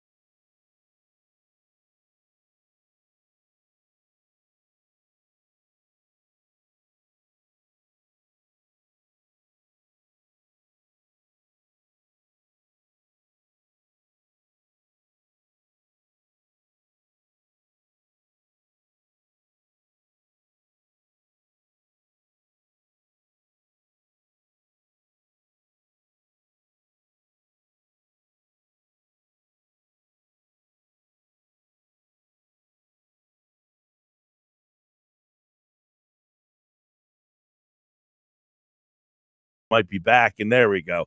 Oh, there he is. Rob Motti is back. Yeah, we had a complete internet outage for about 2-3 minutes there, but we're back. I think you're there, right?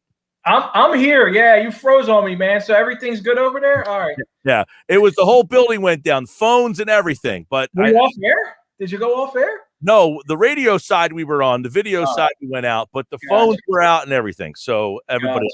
All right. So we lost you right around when we were talking about, them getting, hey, we gave you these guys, but we didn't think the coaching staff did a very good job with them. Yeah, I thought it was a little bit of a throwing under the bus, a little subtle shot at the old coaching staff. And I can understand that we brought these guys in. They still want to see what they invested in heavily in wide receivers in the past couple of drafts. They invested in other players, maybe a new coaching staff. Younger guys can relate to them better and coach them up better and get them to play. So I can see their thought process there. And whenever you have an old coaching staff and they're out the door and then they're saying things behind, as anonymous sources, they're leaking information to reporters, and this is what was happening and that was what happening. So they're going to give it back to them a little bit. And I get it. I see what's going on there. And hopefully Nick Sirianni and his coaching staff can get through to these guys. And there's a lot of young players on this team, a lot of young players. And Mike, I've talked to a couple of his former players, Jacoby Brissett last week, Trey Burton yesterday. Spoke to Trey Burton. He had high praise for Nick Sirianni. Said again, he's going to do really well with the young players. He can relate to them. He can get them to understand the terminology and everything. So that's exciting. And obviously he's an excitable dude. Yeah, he really is. And I want to get to him in just a moment because you said there's a lot of young players. How does he relate with the older players? Do they look at this guy and think, because when Chip was here, that people thought, hey, he's a college coach and the veterans didn't really like how that rah-rah. Does Sirianni have another gear? Is he like that with everybody? Does he know who that he can be like that with? I guess that remains to be seen, but have you got that feedback? Yeah, and that's a great question. And while I was talking to Trey and he said that, and as he was saying how well he relates to the younger players, he made sure, he said, not to say that he's not going to be able to get through to the veteran guys either, because he's right around their age. And I think he can relate even better to them because, right, Nick's in his 30s. Some of these young, well, he's still older than was Brandon Graham, 33, right around there. Trey made sure to let it be known that he thinks he can relate to the veteran guys as well. So that remains to be seen. We know this, man. He gets fired up about talking about football, and it's different. It's different than what we're used to here in Philadelphia, and I think it's refreshing, Mike. Yeah, I thought he was the star of the show. I thought it was refreshing. I likened it to Rob, you get hired at a new job, you're in the building, and you're like in your cubicle and you don't feel comfortable. And then after 3 weeks of like walking around, you start to feel better. I felt like after the first press conference, he was just warming up. And now he knows everyone in the building and his personality came out and he really took over to the point. The one question was asked about the ex receivers and what do you look for in that? Roseman deferred to him for the answer.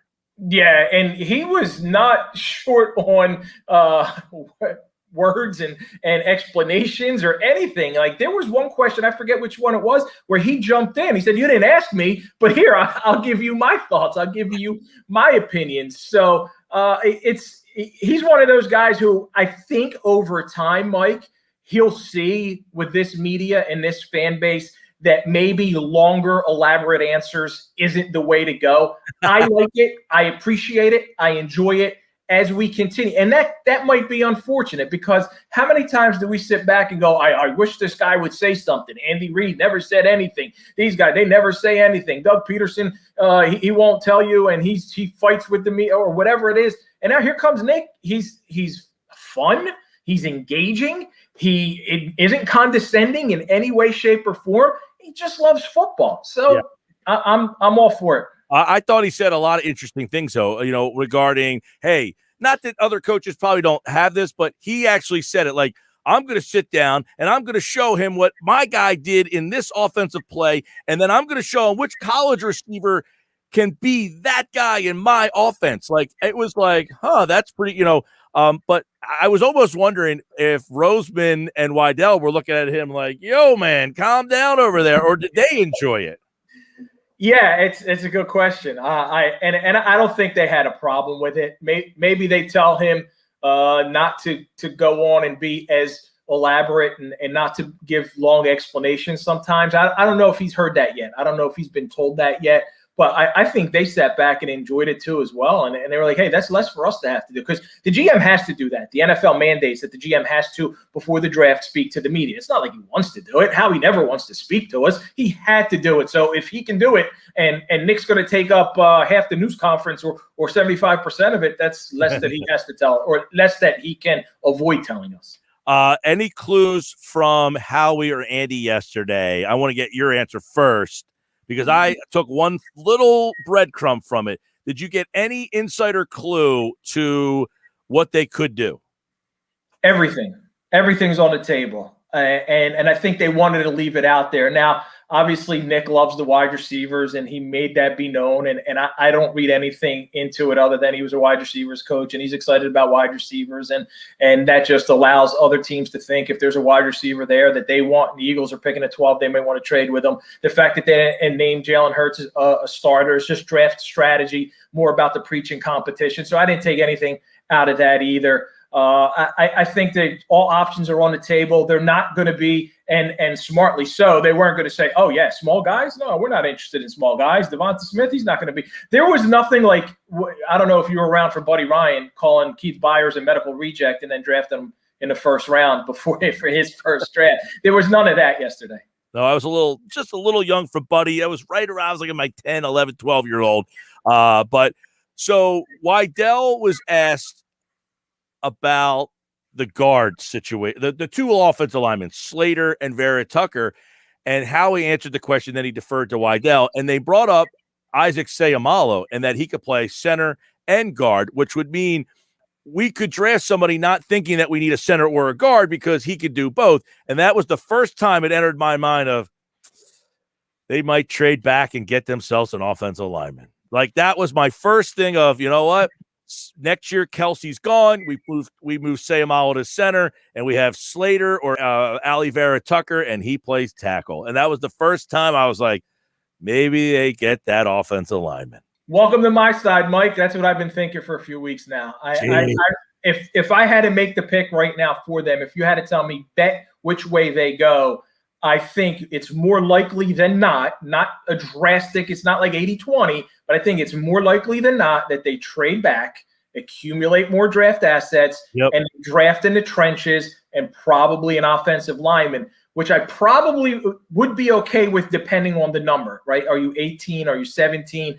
I don't know if I want that guy at 12. But I might be okay with that guy at 16, 17, or 18 if you've given me another pick somewhere. And maybe they move up in the first round and they get a defensive back in the first round, like a corner at 30 or 29 or 31 or wherever. And then I feel really good about having a potential stud offensive lineman and a potential shutdown corner.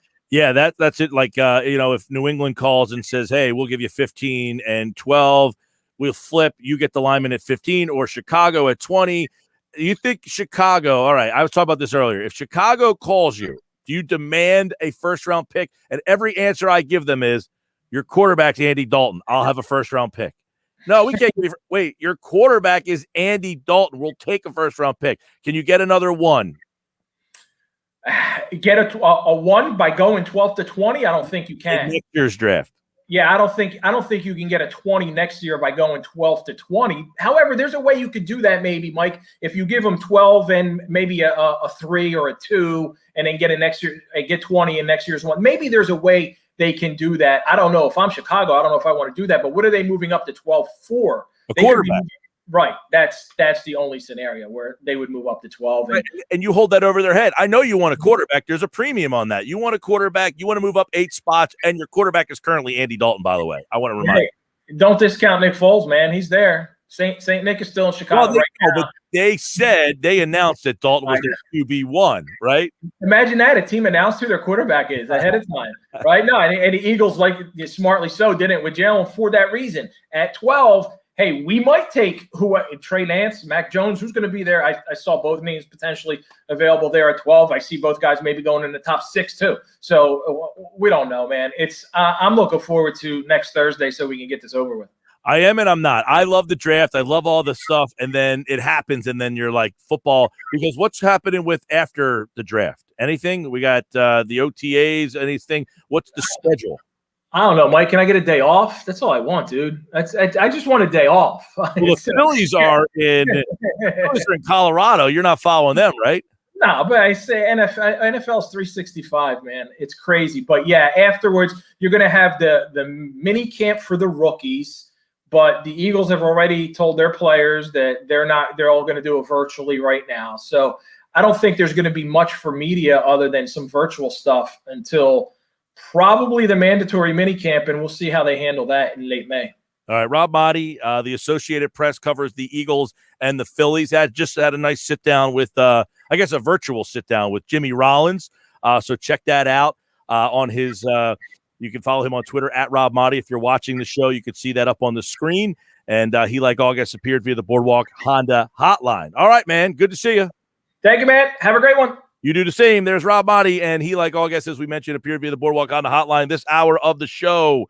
It's brought to you by my friends over at Trifecta Therapeutics. Now, if you're watching the video, you see Rob is in tremendous shape, and that's because, when a guy like that, he's lifting, he's doing the weight stuff. Sometimes, though, you get hurt.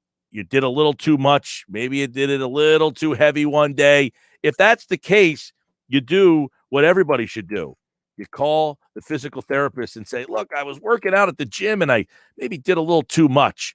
Trifecta Therapeutics, that's where they come in. You're a weekend warrior. You're a finely tuned athlete competing at the highest professional or collegiate league. Trifecta Therapeutic can help. And right now, if you use the code ESPN Radio at trifectatherapeutics.com, you can schedule a free discovery session.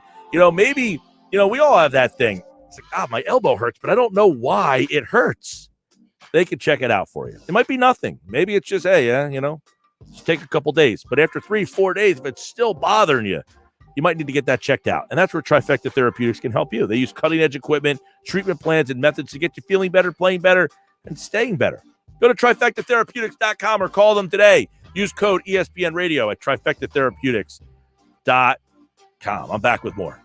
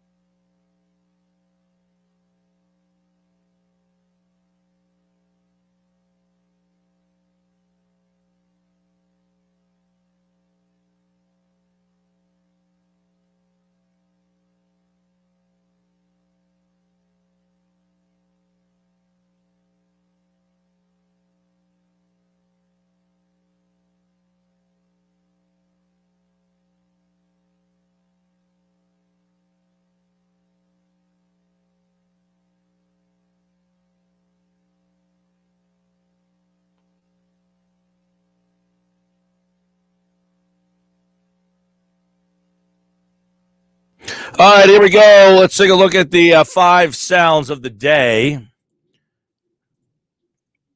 lot to unpack here. This was interesting from Adam Caplan. I thought he really brought up a point that is not thought about too much, is that most people think you draft a guy and he's got to help you right away. But that's not how most organizations view the draft. The draft is not about this season. It's not like, okay, we're going to draft just for this year's roster and then cut the whole team. No, folks, it's the future. Free agency, as general managers have told me over the years, it's about right now and maybe a year after. The draft is down the line, and hopefully you get some help out of it this year, but it's really about down the line. Most fans don't think that way. Most fans think you got to get a guy and he's got to help you now. And part of that is because we live in a society where everybody wants it right here, right now. They don't want to be patient. They want things to develop. They don't want people to grow. They just, I want immediate satisfaction for my investment. Got to. You buy something, you want to use it. You don't want to buy it and put it in the corner and wait. Right. It's like we buy clothes because we want to wear them now. I don't want to buy a jacket in April. Well, you can wear the jacket in April, but you don't want to buy a bathing suit in December and then it sits there. But you got a better price on it in December than you do when you buy it when it's nice out. And that's the NFL draft. Exactly. Because there was this sense with Doug Peterson, and it's why I talked last week where Doug was in trouble after 2016. He was not exactly holding players accountable. And there was a lack of accountability with players who were late to meetings, players who weren't practicing well. There was not a lot of fear. So accountability, it's something we talked about where Sirianni, we think, might hold guys more accountable, especially as wide receivers, what's been a weak spot on this team. And listen, this is something that was brought up on the Inside the Birds podcast before when they had Trey Thomas on. He talked about that when he played for Andy Reid, it was, you better show up at this time or else. Is it 43, 53? I don't know what it was, but whatever it was or else, according to him. And it was better to be early than late with Andy all the time. Adam Caplan, what are people telling you about Nick Sirianni? I spoke with some people I trust with the Eagles, and they two guys really were pretty impressed. They loved his energy and his passion. I talked to someone who coached with Sirianni with the Colts who said that he absolutely will hold players accountable. So you hear how he talks. He sounds like a guy with high energy, in your face. He talked about competition, which was music to the front office's ears. They love that. Competition and holding people accountable. I feel like that's stuff that lacked in the previous regime. Lack of competition. Guys are handed jobs. Alshon Jeffrey, as soon as you come back, you get your job, even if Fulgham is playing really well. Lack of accountability. And don't forget about the fact that, listen, maybe this is something that was addressed to Doug Peterson, and Howie and Laurie didn't like some of that, and Doug's answers maybe weren't satisfactory, whereas Nick Sirianni's answers were satisfactory. Well, and the question that I asked him was, did the Eagles like how he handled the press conference yesterday? Meaning, did they like that Sirianni took it over? And he said they loved it. And you know what? Maybe there's something to that. Maybe there's more to what happened behind the scenes that we realized with the dynamics in the previous administration. I liked it too. By the way, another bite we didn't get a chance to, but Keith Smith said, encouraged by the Sixers' loss to the Suns. He said in the past, that's a game, Embiid all by himself. And it's the reason why he thinks Embiid's the MVP is because he almost single-handedly won that game for them last night against the second-best team in the West. Hey, man, I wrote about it at 97.3 ESPN.com. I think that Joel Embiid should be MVP, and it's not time to bail on his candidacy. Kevin McCormick is coming up at 6:20 tonight as the Sixers play the Bucks. This is a big one, and you can listen to the Bucks and Sixers only on 97.3 ESPN, South Jersey Sixers station, giving you $1,000 in cash right now. Here's the Sports Bash cash code word.